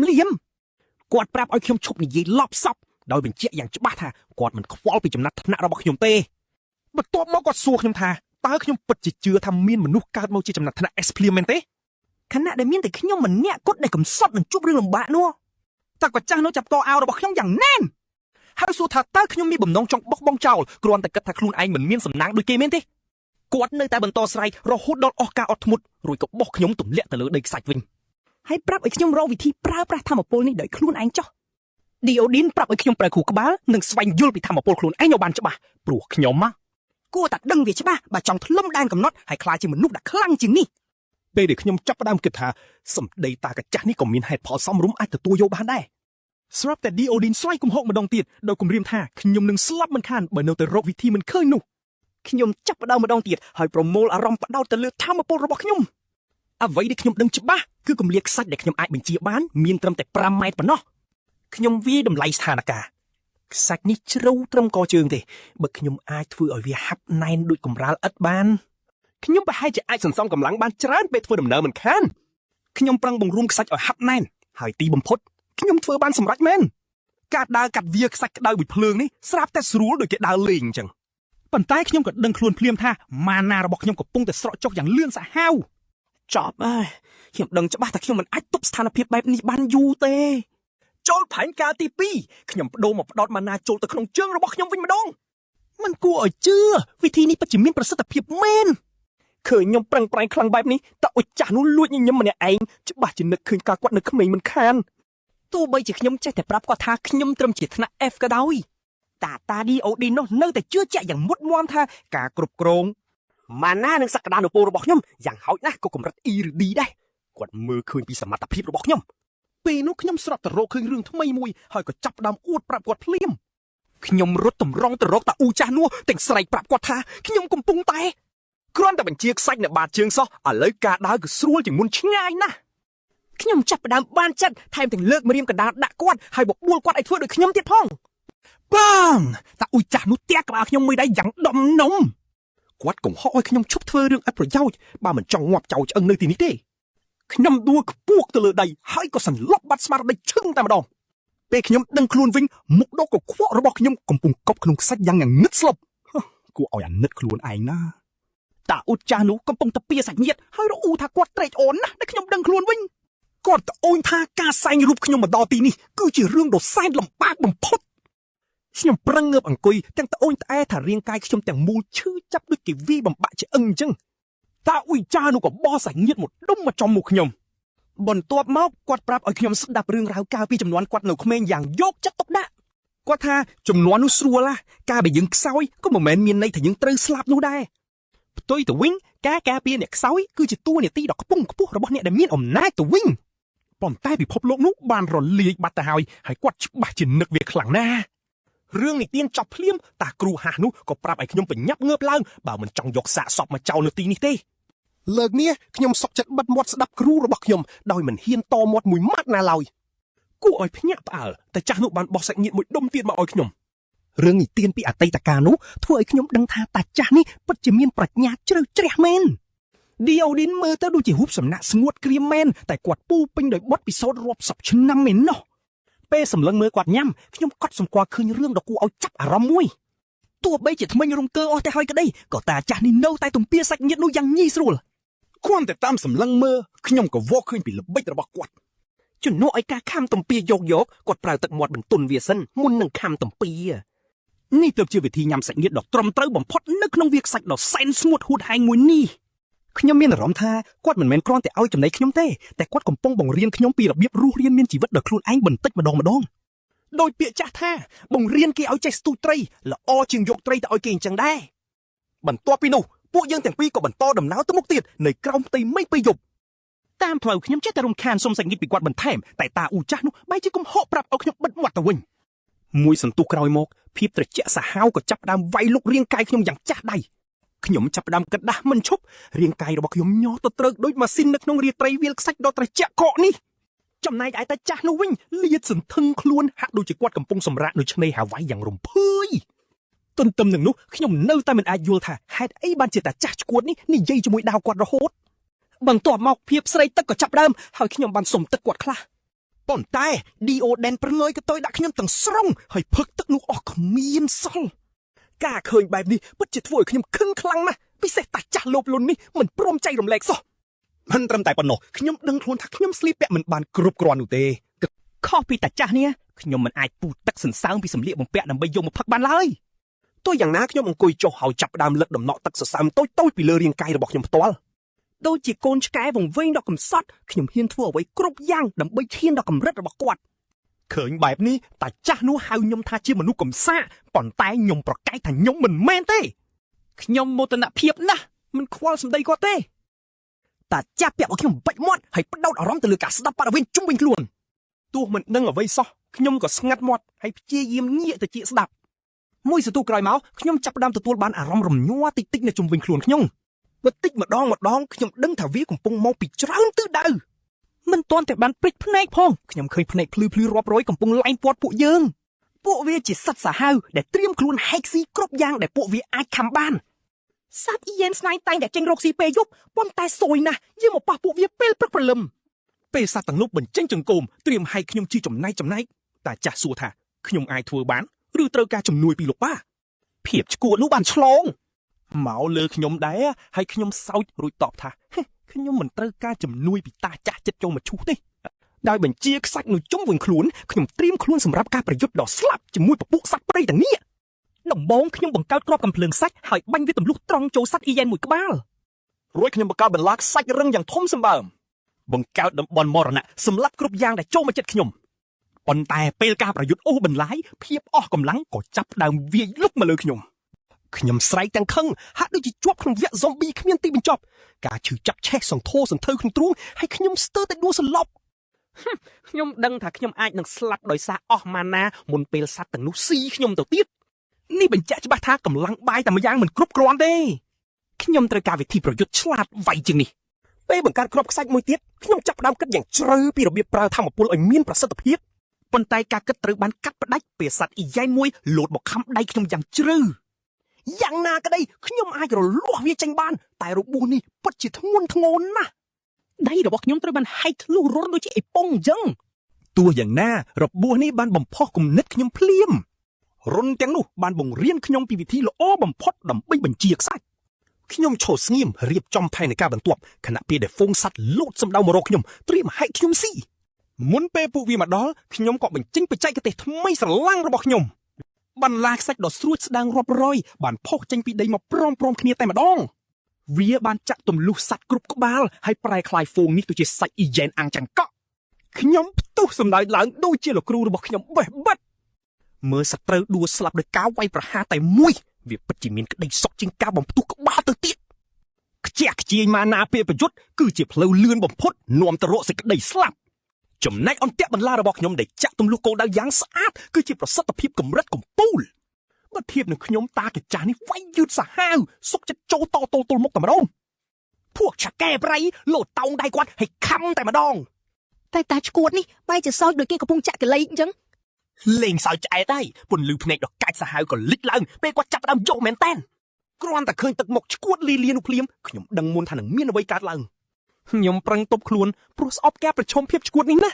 ញញឹមយ៉ាងកាចតាកញ្ចាស់នោះបញ្ជាឲ្យក្រយ៉ងកំទេចសត្រូវគាត់ចោលទាំងអស់មួយផ្លែតសោះធម្មពលផ្ទុះឡើងបង្កើតជារលកសម្ពាធបោកបក់ទាំងខ្សាច់ទាំងសត្វខ្ទៀតអស់ខ្ញុំស្ទើរតែការពារខ្លួនមិនទាន់ផងដោយសារចិញ្ចៀងខ្សាច់នេះទេពេលដែលពួកឆ្កែព្រៃខ្ទៀតប៉ើងដោយគ្រាប់កំភ្លើងធំទៅឆ្ងាយ ពេលគ្រប់យ៉ាងស្ងប់ស្ងាត់ខ្ញុំឈោថ្មឹងសឹមតែមិនជឿភ្នែកខ្លួនឯង ចំណុចកណ្ដាលការផ្ទុះនិងស្នាមវិនាសកម្មនៅមុខខ្ញុំនេះធ្វើឲ្យខ្ញុំគៀងនិយាយលែងចេញ ខ្ញុំសង្ស័យថាតើតាឌីអូឌីន ជាមនុស្សទេព្រោះគ្មាននរណាអាចធ្វើបែបនេះដោយមិនប្រើជំនាញអ្វីសោះនោះឡើយខ្ញុំក៏យល់ភ្លាមថាបើហ៊ានវាយរឹកក្អែងក្អាងដាក់បិសាចដោយតានេះគឺច្បាស់ជាឆាប់បានងាប់មិនខានតាឌីអូឌីនបែរជាកកខ្លាំងឆ្លក់ធូលីដីដែលគាត់បង្កើតដោយខ្លួនឯងទៅវិញដោយឆ្លៀតឱកាសនោះមេហ្វុងឆ្កែព្រៃមានស្នែងក៏លោតចូលមកវាស់គាត់មួយស្នែងពេញដោយបន្ទោសរន្ទះតែម្ដងមិនបានត្រៀមខ្លួនតាចាស់អោនមើលចុះទាំងងឿងឆ្ងល់ថាហេតុអ្វីសត្វនេះមានរបាំងវេទមន្តប្លែកពាត់ជុំវិញខ្លួនច្បាស់ណាស់គាត់មើលស្រាលព្រោះសត្វនេះកម្រិតបេដកឯណូឃើញគាត់ជួបគ្រោះថ្នាក់ដល់ជីវិតខ្ញុំភ័យស្លន់ស្លោហើយស្រែកប្រាប់ឲ្យគាត់ប្រយ័ត្នតាមពិតទៅការបារម្ភគឺអត់ប្រយោជន៍ទាំងស្រុងតាឌីអូឌីនចាប់កាន់ស្នែងឆ្កែព្រៃយ៉ាងធម្មតាដូចជារបស់គាត់មិនខ្ចីរវីរវល់នឹងចរន្តរន្ទះដែលកំពុងឆក់សោះខួរក្បាលខ្ញុំគាំងអយអត់យល់ថាកំពុងមើលឃើញរូបវិទ្យាគង់តិចប្រភេទណាឲ្យប្រកបទៅនេះសំបីតាអាមេក៏គាំងដែរវាថយក្រោយពេលឃើញតាឈួតនេះកំពុងសោយសុកនឹងរន្ទះវាដូចជាកំពុងម៉ាស្សាសាច់ដុំឲ្យគាត់អញ្ចឹងម៉ាស្សារួចរាល់គាត់ក៏ប្រាប់សត្វកំសត់នោះថានេះជាថ្ងៃអវសានរបស់វាហើយគាត់លោតសង្កត់លើអាមេរួចចាក់ដាវយ៉ាងជ្រៅក្នុងខ្លួនវាឈាមខ្ទាបពេញទីលានឃើញបែបនេះខ្ញុំដឹងខ្លួនថាល្ងងណាស់ដែលធ្លាប់បារម្ភពីតាកាចាស់នេះក្រោយការប្រយុទ្ធពួកយើងចាប់ផ្ដើមយកសាច់និងសម្ភារៈល្អៗពីពួកឆ្កែព្រៃនោះស្លៀកស្បែកអាមេខ្ញុំក៏សួរតាឌីអូឌីនថាពេលណាយើងចេញដំណើរខ្ញុំភ្ញាក់ផ្អើលដែលគាត់យកសំបីតស្នែងរបស់វាដោយគាត់ប្រាប់ថាវាជាវត្ថុធាតុដ៏មានតម្លៃសម្រាប់ធ្វើអាវុធរន្ទះស្រាប់តែតាកាចាស់នោះគូវត្តកំបិតមួយស្នៀតមកឲ្យខ្ញុំផ្ដល់អាវុធឲ្យខ្ញុំសម្រាប់បរបាញ់គាត់បញ្ជាក់ច្បាស់ថាចាប់ពីពេលនេះតទៅខ្ញុំត្រូវតែរកម្ហូបដោយខ្លួនឯងលែងមានរបស់ free ហើយព្រោះសាច់ឆ្កែព្រៃភាគច្រើនមានជាតិពុលខំខុសកន្លែងគឺដឹងតែងាប់មិនខានមានតែសាច់ដុំក្បែរពោះប៉ុណ្ណោះដែលសុវត្ថិភាពពេលតាឌីអូឌីនកាត់សាច់ធម្មតាគាត់ឃើញខ្ញុំឈោមើលភ្លឺក៏ស្រែកស្ដីឲ្យឈប់សម្លឹងទៀត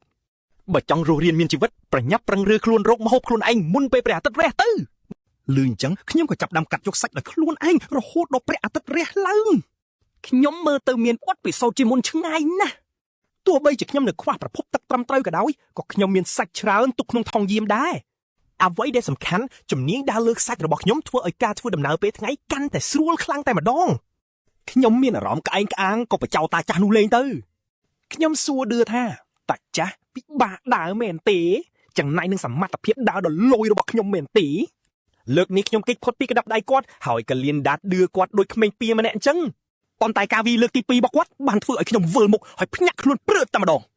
ពេលខ្ញុំកំពុងស្ដុកសាច់ចេញពីមាត់តាចាស់ឌីអូឌីននិយាយចំថាគាត់ឈឺខ្នងណាស់ហើយអាល្បិចដើរថោកទៀតរបស់ខ្ញុំនេះមិនអស់ចាអីនោះទេខ្ញុំធ្វើមុខក្រញៀវព្រោះខ្ញុំគ្រាន់តែលេងសើចបន្តិចសោះហ្នឹងខ្ញុំស្រែកទឹកចង់លាប់ទៅហើយឥឡូវបែរជាមានខ្សាច់ស្ងួតពេញមាត់ទៀតអើយជីវិតអើយបើតមមកខ្ញុំក៏ចាប់អារម្មណ៍ថាមានអ្វីមួយយ៉ាងខុសប្រក្រតីមាត់របស់ខ្ញុំលែងស្ងួតទៀតហើយខ្យល់អាកាសនៅទីនេះមានអារម្មណ៍ថាសើមបន្តិច1វិនាទីខ្ញុំស្មានតែខ្លួនឯងវង្វេងស្មារតីទៅហើយតែទឹកមុខរបស់តាចាស់ឌីអូឌីនបញ្ជាក់ថាវាជារឿងពិតនៅមកខាងទៀតនៃកំណកខ្សាច់ខាងមុខយើងគឺជាអ្វីដែលអ្នកធ្វើដំណើរតាមវាលខ្សាច់តែងតែស្រមៃចង់ឃើញវាគឺជា Oasis ខ្ញុំប្រឹងឡើងលើកំណកខ្សាច់ខ្ញុំស្រែកឡើងដោយក្តីរំភើបញាប់ញ័រពេលបានឃើញបឹងទឹកពិតនៅនឹងមុខបែបនេះខ្ញុំលែងខ្វល់ពីអ្វីទាំងអស់ហើយរអិលចុះតាមខ្សាច់យ៉ាងត្រដាបត្រដួសដើម្បីបានទឹកដ៏ត្រជាក់នោះតាចាស់នោះបេមាត់ហាក់ដូចជាខកចិត្តនឹងខ្ញុំតែគាត់ក៏មិនបានខាត់ខ្ញុំនោះដែរខ្ញុំរត់ត្រង់ទៅមាត់បឹងរួចក៏ជំមុជក្បាលចូលទៅក្នុងទឹកយ៉ាងលឿនបំផុតដោយស្បែកដ៏ស្ងួតរបស់ខ្ញុំស្រូបយកជាតិទឹកដែលវាត្រូវការបំផុតចុះខ្ញុំបិទភ្នែកហើយបណ្ដោយឲ្យអារម្មណ៍របស់ខ្ញុំអណ្ដែតអណ្ដូងទៅតាមនោះដែរតាំងពីមកដល់ទីនេះខ្ញុំត្រូវទ្រាំនឹងកម្ដៅវាលខ្សាច់ដ៏ក្ដៅហែងហើយនេះជាលើកទី1ដែលខ្ញុំបានធ្វើឲ្យរាងកាយត្រជាក់បែបនេះភ្លាមនោះខ្ញុំក៏ភ្ញាក់ស្មារតីព្រឺតតែម្ដងកំណត់ខ្ញុំផ្អាកសិនពេលខ្ញុំសម្លឹងឃើញពន្លឺដ៏ភ្លឺចែងចាំងមួយនៅឯបាតបឹងដ៏ជ្រៅនោះខ្ញុំចាប់ផ្ដើមងងុយដេកពេលចេះតែសម្លឹងមើលវាហើយខ្យល់ដង្ហើមក៏កាន់តែខ្សត់ទៅស្រាប់តែពេលនោះតាចាស់ឌីអូឌីនស្រែកហៅឈ្មោះខ្ញុំហើយរត់ចុះពីលើចំណោតមកយ៉ាងលឿនបំផុតប៉ុន្តែខ្ញុំនៅគាំងស្ងៀមមិនដឹងខ្លួនសោះថាមានសត្វចម្លែកយក្សដ៏ធំមួយកំពុងតែហែលចូលមកជិតខ្ញុំនោះទេនៅវិនាទីចុងក្រោយតាចាស់នៅបានទាញខ្ញុំចេញផុតពីទឹកទាន់ពេលមុនពេលដែលខ្ញុំត្រូវខ្លាចជាចំណីត្រីដ៏គួរឲ្យអាណិតនោះក៏បានបោះខ្ញុំក្រាំងទៅលើដីសាច់ឌីអូឌីនលោតឡើងទៅលើអាកាសហើយប្រឈមមុខជាមួយនឹងសត្វចម្លែកនោះដោយផ្ទាល់តែម្ដងត្រឹមតែមួយដាវប៉ុណ្ណោះ គាត់បានកាប់សម្លាប់សត្វចម្លែកដ៏ធំនោះឲ្យងាប់ភ្លាមនៅនឹងកន្លែងតែម្ដងចំណែកខ្ញុំម្នេះអង្គុយមើលគ្រប់យ៉ាងប៉ុន្តែបែរជាទៅចាប់អារម្មណ៍នឹងអាន់ធនូដែលលេចឡើងនៅលើ Oasis នោះទៅវិញតាចាស់នោះបានអូសត្រីយៈនោះចេញពីទឹកហើយបញ្យល់ប្រាប់ខ្ញុំថាវាគឺជាត្រី angler wheel ខ្សាច់ត្រីនេះប្រើពន្លឺនៅលើក្បាលរបស់វាដើម្បីសណ្ដំចំណីមុនពេលដែលវាស៊ីត្របាក់តែម្ដងទឹកមុខគាត់ប្រែជាកាចសាហាវភ្លាមហើយគាត់ក៏វាយក្បាលខ្ញុំមួយដៃយ៉ាងដំណំដើម្បីកែទម្លាប់រឹងរូសនេ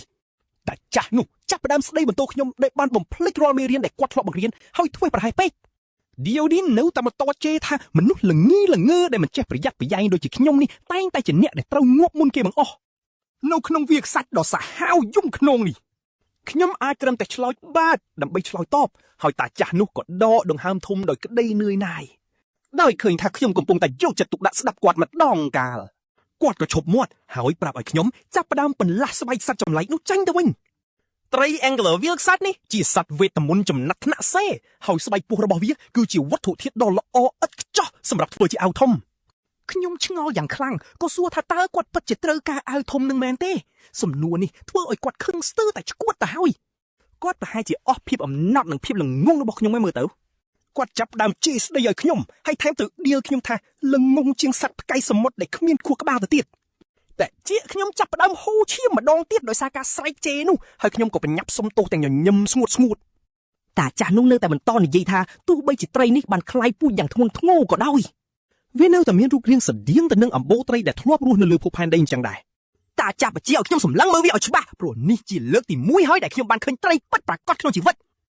ខ្ញុំសន្និដ្ឋានភ្លាមថាសត្វត្រីគឺពិតជាគួរឲ្យខ្លាចខ្លាំងណាស់រួចខ្ញុំក៏ចាប់ផ្ដើមបន្លាត់ស្បែកវាទៅឃើញខ្ញុំកំពុងតស៊ូយ៉ាងវេទនាជាមួយវាតែចាស់ឌីអូឌីនស្រែកកំហកឲ្យខ្ញុំឈប់ស្ទាបអង្អើលសាច់ត្រីនោះដូចជាកំពុងចម្បាច់សរសៃឲ្យយាយខ្ញុំទៀតទៅ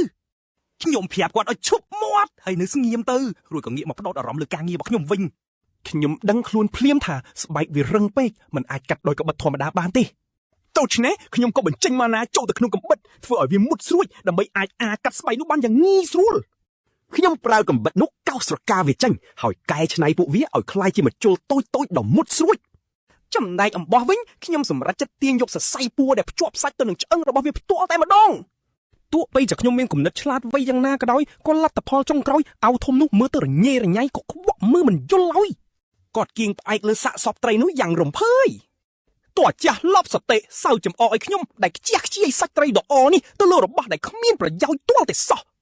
ប៉ុន្តែខ្ញុំមិនព្រមចុះចាញ់ត្រឹមនឹងទេខ្ញុំសម្រេចចិត្តព្យាយាមម្ដងទៀតព្រោះខ្ញុំនៅសល់វត្ថុធាតុដើមច្រើនណាស់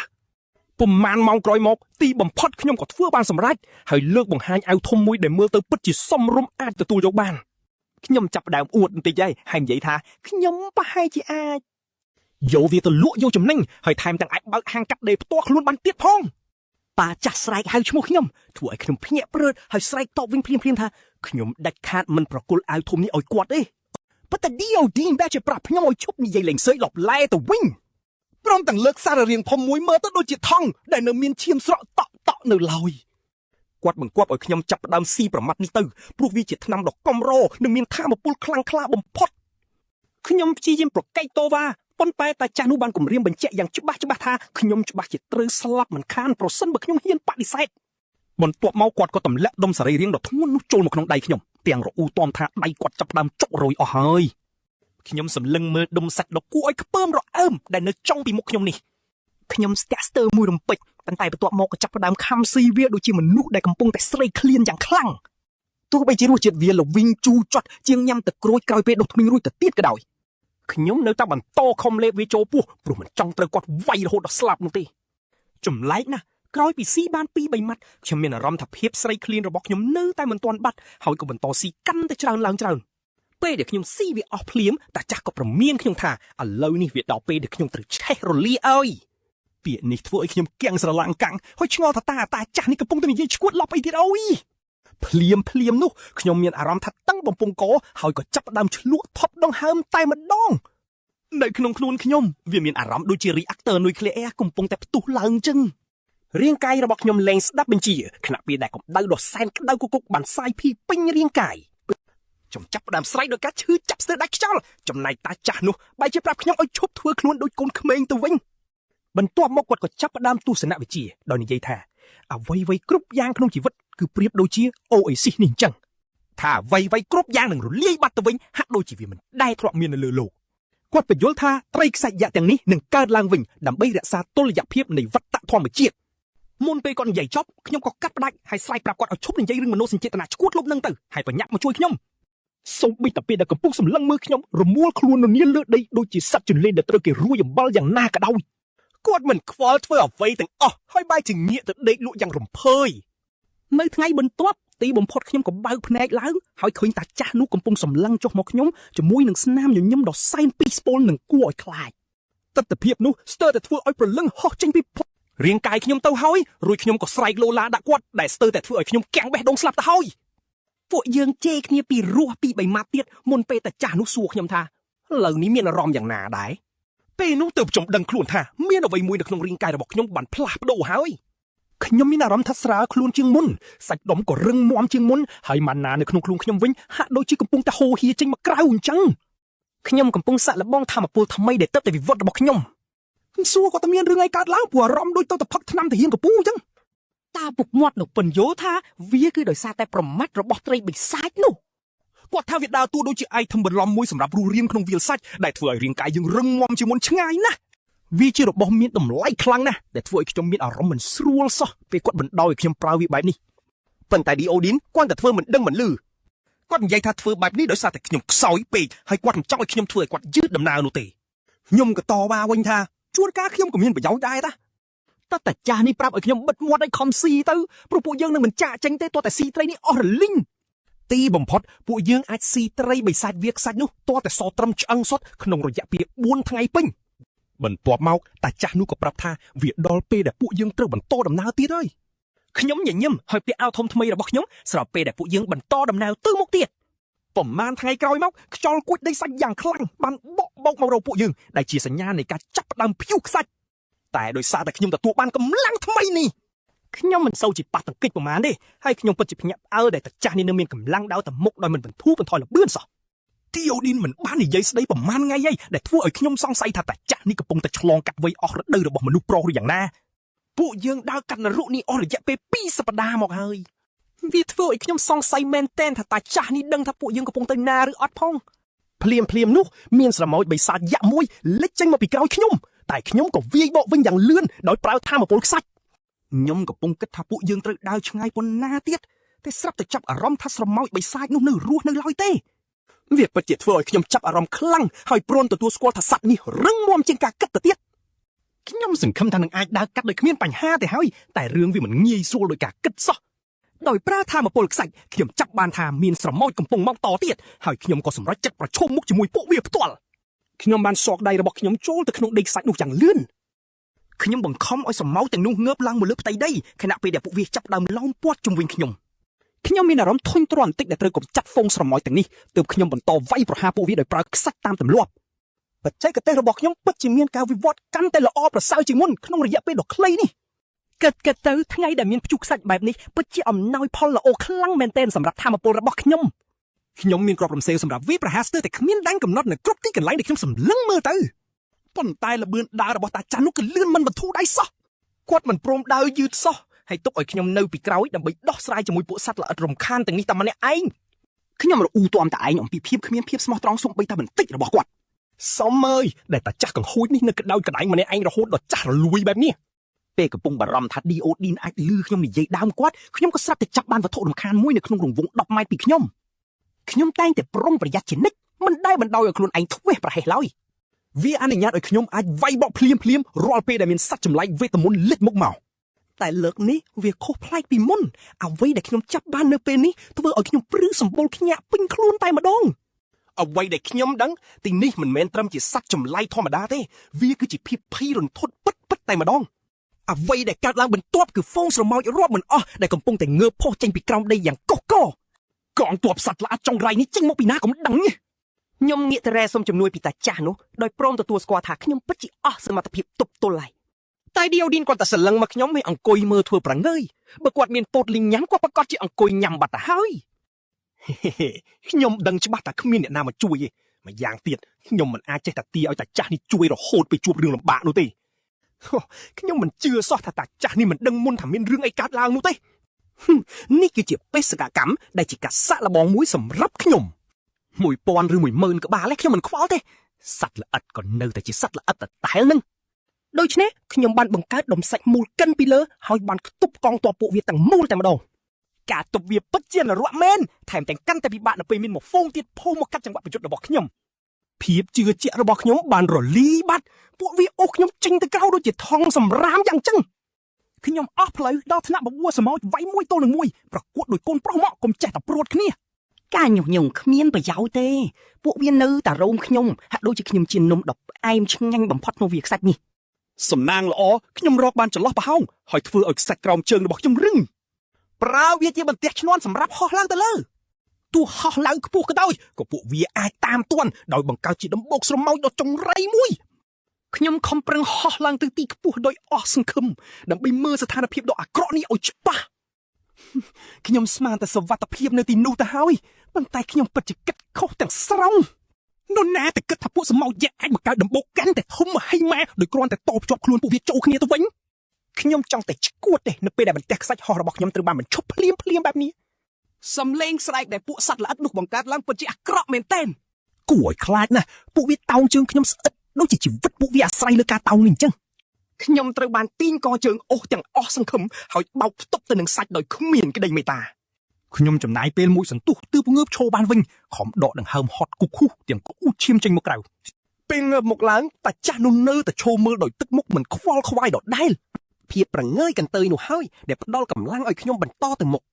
ចង់បញ្ជាក់ថាខ្ញុំអាចរស់រានមានជីវិតពីទុក្ខលំបាកនេះបានជាលើកទី1ហើយតាំងពីការប្រយុទ្ធចាប់ផ្ដើមតាចាស់ដៃអូដែនបានបង្ហាញប្រតិកម្មវិជ្ជមានខ្លះគាត់ប្រហែលជាចូលចិត្តស្មារតីរបស់ខ្ញុំហើយទោះគាត់នៅតែគិតថាខ្ញុំជាក្មេងល្ងងក៏ដោយក្នុងពិភពលោកដែលមានតែខ្សាច់នេះគាត់ដឹងថាសមត្ថភាពរបស់ខ្ញុំប្រៀបដូចជាពូជ័យអញ្ចឹងនិយាយឲ្យត្រង់ទៅខ្ញុំអាចវឹកហាត់ធម៌ពលនេះដើម្បីរស់នៅយ៉ាងហឺហាបានប៉ុន្តែបើធ្វើអញ្ចឹងជីវិតខ្ញុំប្រកាសជាចប់ដំណឹងមិនខានវាជាជីវិតដ៏រាក់កំផែលពួកល្ងងកំណត់ចង្អៀតទាំងនោះតែងតែងប់ងល់នឹងការស្រមើស្រមៃពួកគេមិនទាន់ដឹងផងថាហេតុអីបានជាពិភពលោកខ្លាយជាបែបនេះតាំងពីដំបូងមកនោះអ្នកដែលភ្ញាក់ដឹងខ្លួនត្រូវតែចេះគ្រប់គ្រងប្រើប្រាស់និងអភិវឌ្ឍជំនាញដល់កម្រិតកំពូលធម្មពលមួយនេះមិនមែនសម្រាប់ទាហានអន់ដែលផលិតចេញពីរោងចក្រនោះទេតាចាស់ដៃយោនេះបែរជាមនុស្សម្នាក់ក្នុងចំណោមមនុស្សតិចតួចដែលនៅចងចាំមនុស្សភាគច្រើនភ្លេចអស់ហើយពីសោកនាដកម្មដែលរង្គើមូលដ្ឋានគ្រឹះនៃពិភពលោកកាលពី100ឆ្នាំមុនកាលពីពេលនោះតាចាស់ដៃយ៉ាឌីនគឺគ្មានបានការទៅសោះ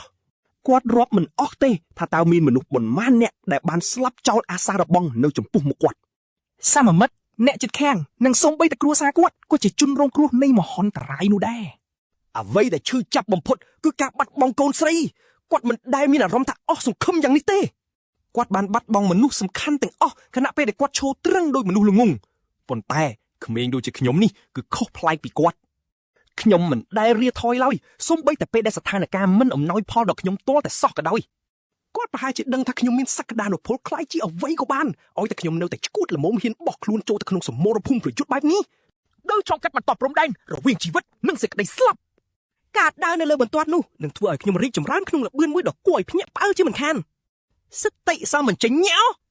បាត់អស់ហើយខ្ញុំសម្លឹងមើលកងទ័ពសមោចហើយសោកចំអកដាក់ពួកវាដូចមនុស្សឈួតអញ្ចឹងនៅចំកណ្ដាលសមភូមិប្រយុទ្ធខ្ញុំបានបង្កើតជំនាញថ្មីមួយដែលអាចបង្កើតមីស៊ីលខ្សាច់បង្រួមដ៏មានសម្ពាធខ្ពស់បំផុតវាជារបបកំហើញដ៏សាមញ្ញនិងឆៅបំផុតប៉ុន្តែថាមពលបំផ្លិចបំផ្លាញរបស់វាគឺជារឿងពិតប្រាកដ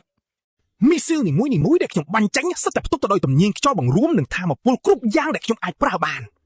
វាជាការស៊ីចង្វាក់គ្នាដ៏ល្អឥតខ្ចោះដែលជួយបង្កើនថាមពលរបស់ខ្ញុំដល់ទៅ10ដងឯណោះពួកសមោចសម្លាប់ខ្ញុំមិនបានទេមុនពេលខ្ញុំស្វំឥឡូវដល់វេនពួកវាត្រូវខ្ទេចម្ដងហើយ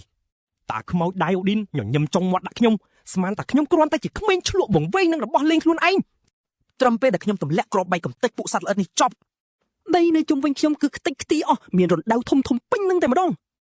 មានអារម្មណ៍តែល្អណាស់សរសើរខ្លួនឯងនេះគួរតែជាពេលអបអរមែនទេខ្ញុំរំភើបចង់យកជ័យជំនះនេះទៅអួតបញ្ឈឺតាចាស់នឹងខ្លាំងពេករហូតដល់ខ្ញុំមើលមិនឃើញសោះនៅគ្រោះថ្នាក់ដែលកំពុងលបចូលមកពីចំហៀងរបស់ខ្ញុំគឺស្រមោចដ៏ធំបំផុត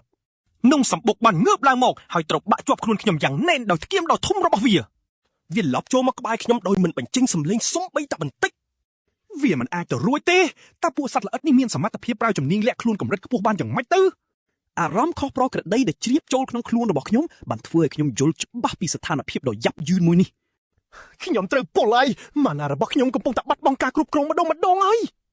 ជាតិពលនេះប្រកាសជាបិទខ្ទប់ចំណុចម៉ាណាថ្មីរបស់ខ្ញុំមិនខានខ្ញុំត្រូវបានចងរឹតហើយគ្មានកម្លាំងតទល់សោះ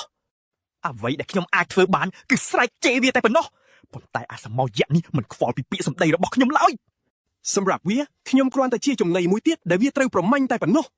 ពេលខ្ញុំដឹងខ្លួនឡើងខ្ញុំឃើញខ្លួនឯងនៅក្នុងរូងក្រោមដីដ៏ជ្រៅមួយដែលព័ទ្ធជុំវិញទៅដោយសត្រូវសួរពូជរបស់ខ្ញុំ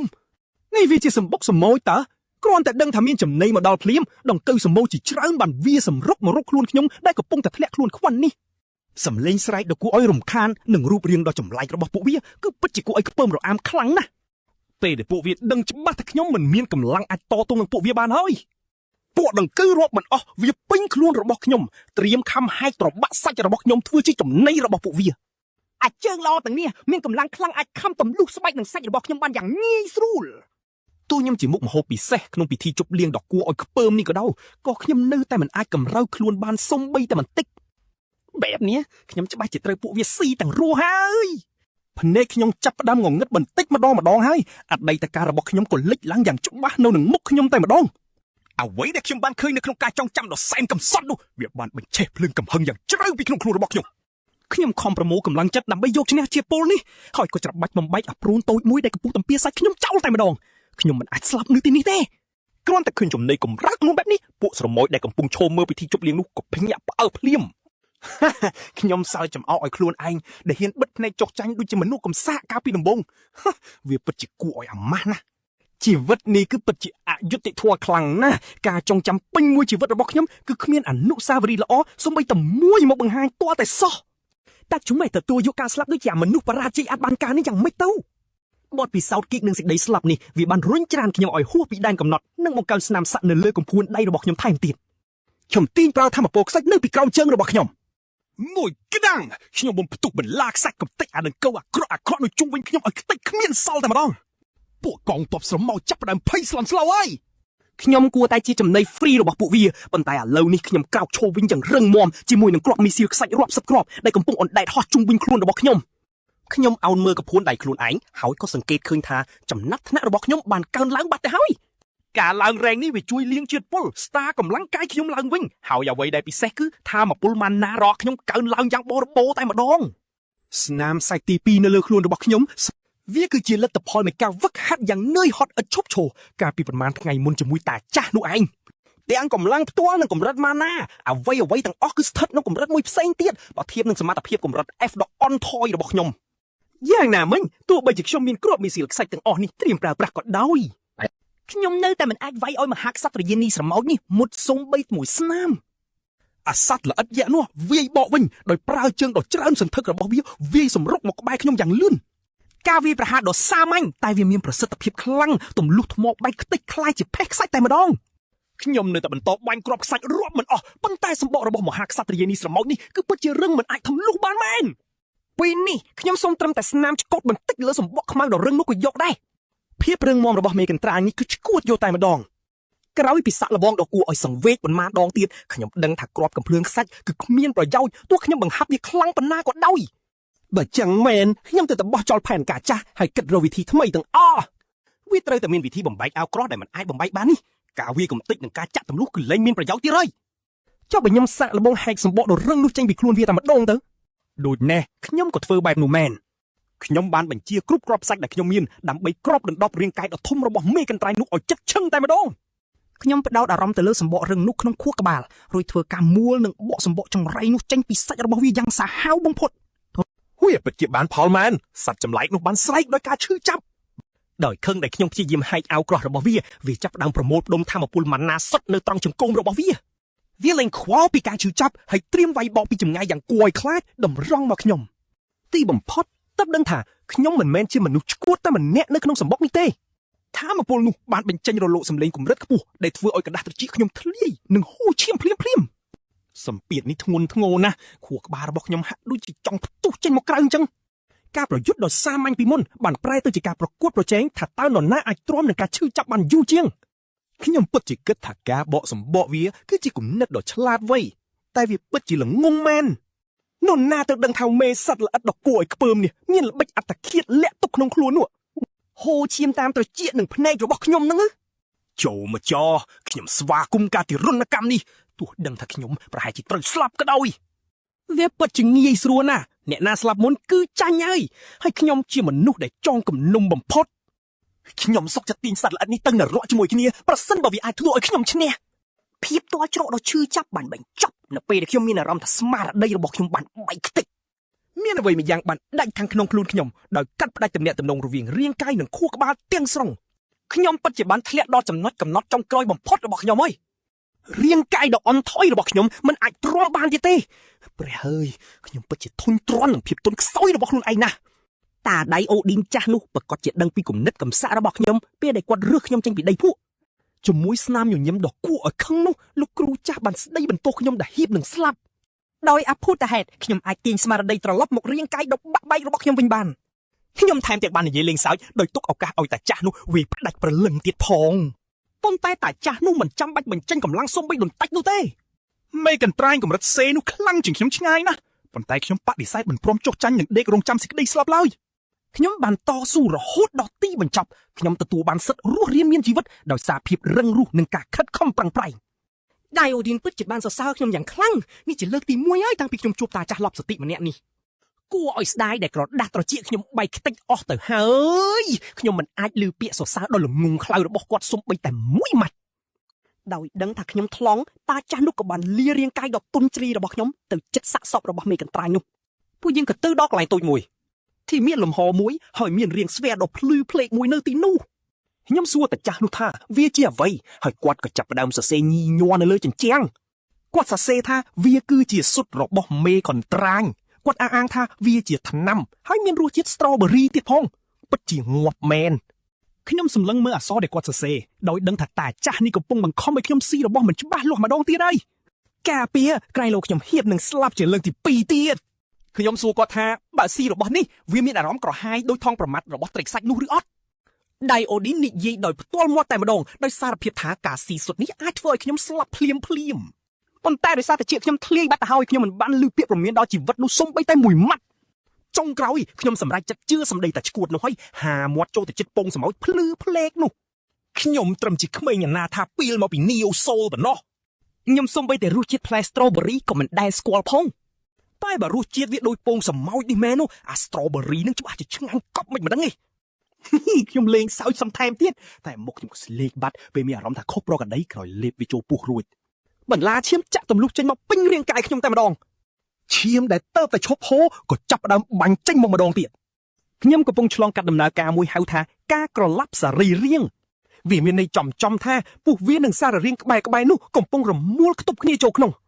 ធម្មតាពងសមុទ្រមហាក្សត្រីគឺគេយកធ្វើជាថ្នាំបំពុលដ៏សាហាវសូម្បីតែអវត្ថុស្មោកគ្រោកនេះតែបន្តិចក៏អាចធ្វើឲ្យសរីរាង្គមនុស្សក្លាប់ចាក់បានដែរសារីរាង្គខ្ញុំត្រូវគេចាក់ទម្លុះហើយរមួលដូចមានគេយកដំបងបន្លាមកកោវារុកកកាយអញ្ចឹងណាមនុស្សភាគច្រើនច្បាស់ជាស្លាប់ដោយសារការឈឺចាប់និងសុកពេលក្លាប់សរីរាង្គនេះមិនខានពេលការឈឺចាប់ស្ទើរដាច់ខ្យល់នេះមកបាំងចិត្តភ្នែកខ្ញុំបានជេរបន្តិចអាតាឈួតនោះដែលទាញខ្ញុំឲ្យធ្លាក់ចូលនរកម្ដងហើយម្ដងទៀតតែក៏ទៅតាដៃអូឌីមគ្រាន់តែចង់បង្កើនឱកាសរស់រានរបស់ខ្ញុំក្នុងលោកដ៏ឈួតលានេះដោយឲ្យខ្ញុំស្គាល់ការឈឺចាប់ដែលអាចបំបាក់ឆន្ទៈមនុស្សខ្លាំងបំផុតបានដំណាក់កាលបន្ទាប់នៃការក្រឡាប់សរីរាង្គគឺខ្ញុំក៏អួតឈាមចេញមកជាកឡុងដូចទៅយោបាយក្នុងរឿងខ្មោចចឹងមកដល់ពេលនេះវាជាអភូតហេតុទៅហើយដែលខ្ញុំនៅឈោបានបាត់បង់ឈាមបន្តិចម្ដងហើយខ្ញុំក៏ចាប់ផ្ដើមចូលក្នុងសភាពសុខខ្ញុំក៏នឹកឃើញដល់ការផ្សងប្រេងប្រហែលថ្ងៃកន្លងមុននេះស្មានតែចុងក្រោយក៏បានមនុស្សដែលគួរឲ្យទុកចិត្តហើយតែតាមពិតដៃអូឌីនគ្រាន់តែជាតាស្រឡាញ់អំពើហិង្សាសោះសម្រាប់គាត់ខ្ញុំប្រហែលធំជាមនុស្សល្ងងម្នាក់ទៀតប៉ុណ្ណោះខ្ញុំរអិលដួលចូលក្នុងថ្លុកឈាមខ្លួនឯងអាតាចង្រៃនោះឈោមើលនិងបណ្ដោយឲ្យខ្ញុំននៀលលើដីយ៉ាងរំភើយពេលដែលខ្ញុំកំពុងប្រកាច់នៅទីនោះតាឈួននោះក៏ដើរកកាយសាកសពសមុទ្រមហាក្សត្រីទៅវិញគាត់ចំណាយពេលមិនយូរប៉ុន្មានទេដើម្បីរកឃើញរបស់ដែលគាត់ចង់បាននោះគាត់ទាញវត្ថុដ៏ភ្លឺភ្លេកមួយចេញពីផ្នែកខាងក្រោមរបស់វាហើយគាត់ក៏សើចក៏អឹកដោយដែលរំពឹងទុកថ្មម៉ាណាស័កចម្លែកពិតជាមានកម្រិតខុសគ្នាឆ្ងាយពីរបស់ធម្មតាមែនមួយដុំនេះគឺប្រៀបដូចជាត្រូវរង្វាន់ភូមិតែម្ដងឌីអូឌីនគឺថាសាកសពសមោទាំងនេះនឹងមានប្រយោជន៍ថ្ងៃមុខ ទើបគាត់ទុកវាក្នុងលំហផ្ទុកឯករាជ្យមួយទង្វើថោកទាបរបស់គាត់មិញនេះធ្វើឲ្យដាវក្រេយ៉ុងរបស់គាត់ក៏ខឹងដែរគាត់សារភាពថាលើកនេះគាត់អាចនឹងរុញច្រានខ្ញុំខ្លាំងដៃពេកអើយតែវាគ្មានផ្លូវផ្សេងទេបើខ្ញុំខ្សោយខ្ញុំត្រូវតែស្លាប់ព្រោះវាជាជោគវាសនាទៅហើយម្យ៉ាងទៀតដាវក្រេយ៉ុងក៏ដឹងច្បាស់ដោយអាតាចាស់នោះដែរថាពួកគេសល់ពេលមិនច្រើនទេលុះដល់ពេលព្រឹកព្រលឹមខ្ញុំនៅតែអាចបំបីកំណត់ត្រាមិនអាចទៅរួចដោយភ្ញាក់ឡើងក្រោយគេងដោយកូនក្មេងអស់ឈាម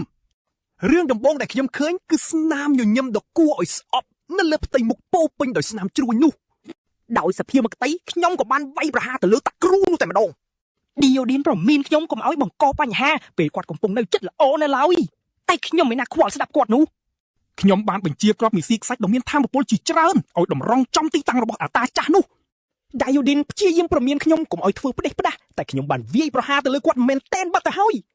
អ្នកណាក៏បន្ទោសខ្ញុំមិនបានទេព្រោះខ្ញុំវាយដោយសភាវគតិសុទ្ធសាធ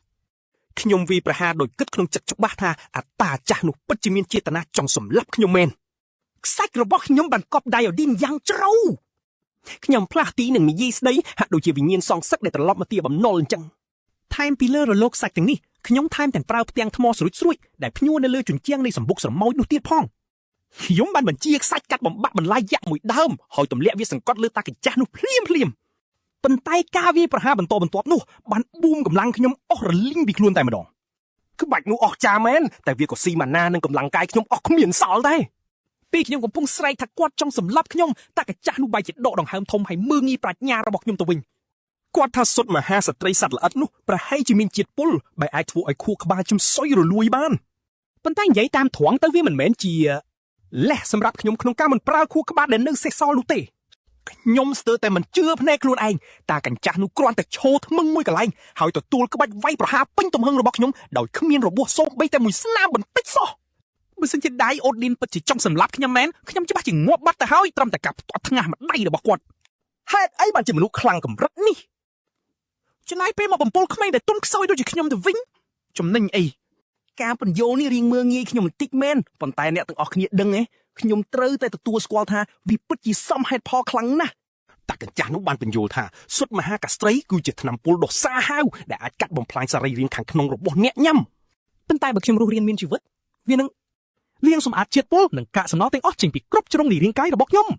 អាស្រ័យលើការប្រើប្រាស់វាអាចជាថ្នាំពុលសម្រាប់មនុស្សឬក៏ជាឱសថទិព្វដ៏អស្ចារ្យក្រោយពេលកាកសំណល់កខ្វក់ត្រូវបញ្ចេញអស់ពីខ្លួនម៉ាណានឹងហូរចូលយ៉ាងលឿនដើម្បីបំពេញចន្លោះប្រហោងនៅក្នុងរាងកាយរបស់ខ្ញុំគាត់ច្បាស់ជាដឹងថាខ្ញុំមានអារម្មណ៍ដឹងពីការផ្លាស់ប្ដូរនេះពេលខ្ញុំព្យាយាមសម្លាប់គាត់មិននេះបើតាមការប៉ាន់ស្មានរបស់តាកញ្ចាស់នេះថាមពលម៉ាណារបស់ខ្ញុំច្បាស់ជាកើនឡើងយ៉ាងហោចណាស់3ទៅ4ដងឯណោះពេលស្ដាប់ការបញ្យល់ចប់ខ្ញុំក៏សុំទោសគាត់យ៉ាងប្រញាប់ហើយលោតទៅអោបតាកញ្ចាស់នោះយ៉ាងស្អិតខ្ញុំបានយកលេសប្រាប់គាត់ថាសកម្មភាពរបស់ខ្ញុំមុននេះគឺធ្វើឡើងដោយសារតែខ្ញុំកំពុងបាត់បង់សតិបណ្ដោះអាសន្នប៉ុណ្ណោះដៃអូឌីនមិនប្រកាន់ខឹងរឿងនេះទេគាត់គ្រាន់តែខ្ពើមរអើមដែលត្រូវក្មេងប្រុសហៀសម្បោដូចជាខ្ញុំលោតមកអោបគាត់សំណាងល្អសុទ្ធនោះក៏បានជួយព្យាបាលរបួសទាំងអស់របស់ខ្ញុំដែរក្រដាស់ទៅជាខ្ញុំជាសះស្បើយវិញហើយដែលមានន័យថាខ្ញុំអាចលឺពាក្យជេរប្រមាថរបស់គាត់ម្ដងទៀតខ្ញុំបដិសេធមិនព្រមលែងដៃទេទោះបីជាតាកញ្ចាស់នោះខំប្រឹងរុញចេញក៏ដោយតាមពិតទៅដៃអូឌីនកំពុងលួចនិយាយជាមួយដាវរបស់គាត់អំពីហានិភ័យដែលបណ្ដោយឲ្យខ្ញុំស៊ីស៊ុបនោះនិយាយតាមត្រង់ការសុំទោសទាំងទឹកភ្នែករបស់ខ្ញុំគ្រាន់តែជាការសម្ដែងមួយផ្នែកដើម្បីកុំឲ្យគ្រូដ៏ចម្លែកម្នាក់នេះខឹងបន្តទៀតប៉ុន្តែតាកញ្ចាស់នេះនៅតែគិតថាហានិភ័យដែលគាត់ហ៊ានប្រថុយគឺពិតជាស័ក្តិសមបើខ្ញុំមិនឆាប់ខ្លាំងក្នុងពេលនេះទេខ្ញុំនឹងខ្លាយត្រឹមជាបន្ទុកដ៏ធ្ងន់សម្រាប់គាត់ប៉ុណ្ណោះជួនកាលការប្រថុយប្រឋានពិតជាហុចផលមែនដូចថ្ងៃនេះអញ្ចឹងដៃអូឌីនលើកខ្ញុំឡើងយ៉ាងងាយដូចខ្ញុំគ្មានទម្ងន់សោះវាដល់ពេលដែលត្រូវចេញពីសម្បុកសម្មោចដ៏ខ្មៅងងឹតនិងគួរឲ្យខ្លាចនេះហើយ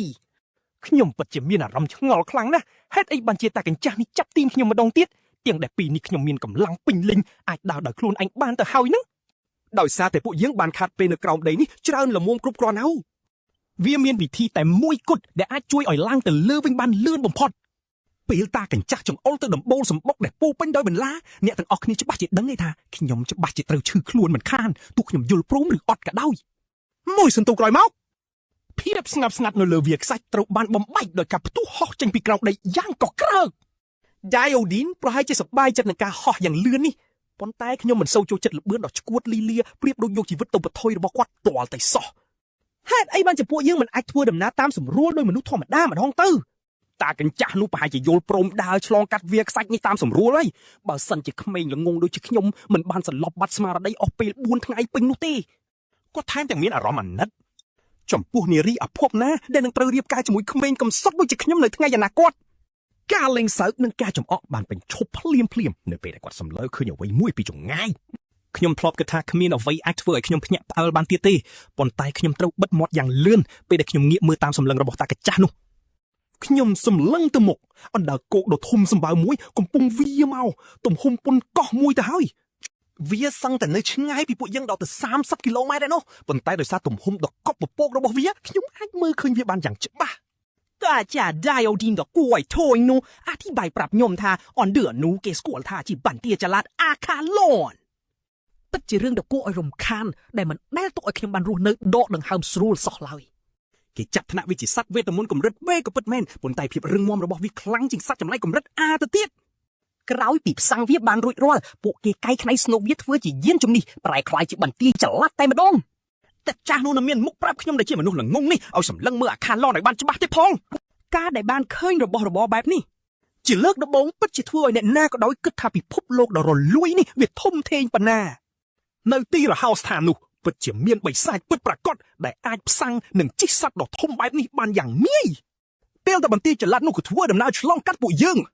ទាំងតាចាស់និងរូបខ្ញុំគឺមើលទៅតូចថោកទាបដូចជាគ្រាប់ដីជាប់នៅចន្លោះម្រាមជើងរបស់អាខាឡនអញ្ចឹងពេលដែលអណ្ដើកនោះឈប់គាំងស្ងៀមមាននរណាម្នាក់បានលោតចុះពីលើស្នុកមកកាន់ដីដោយផ្ទាល់ស្ដាប់តាមរបៀបដែលអ្នកលោតនោះនិយាយជាមួយតាចាស់ទៅខ្ញុំដឹងភ្លាមតែពួកគេស្គាល់គ្នាច្បាស់ណាស់វាពិតជាយូរណាស់មកហើយតាំងពីពេលដែលមនុស្សចាស់រាងកាយសល់តែក្អឹងទាំងពីរនេះបានជួបគ្នា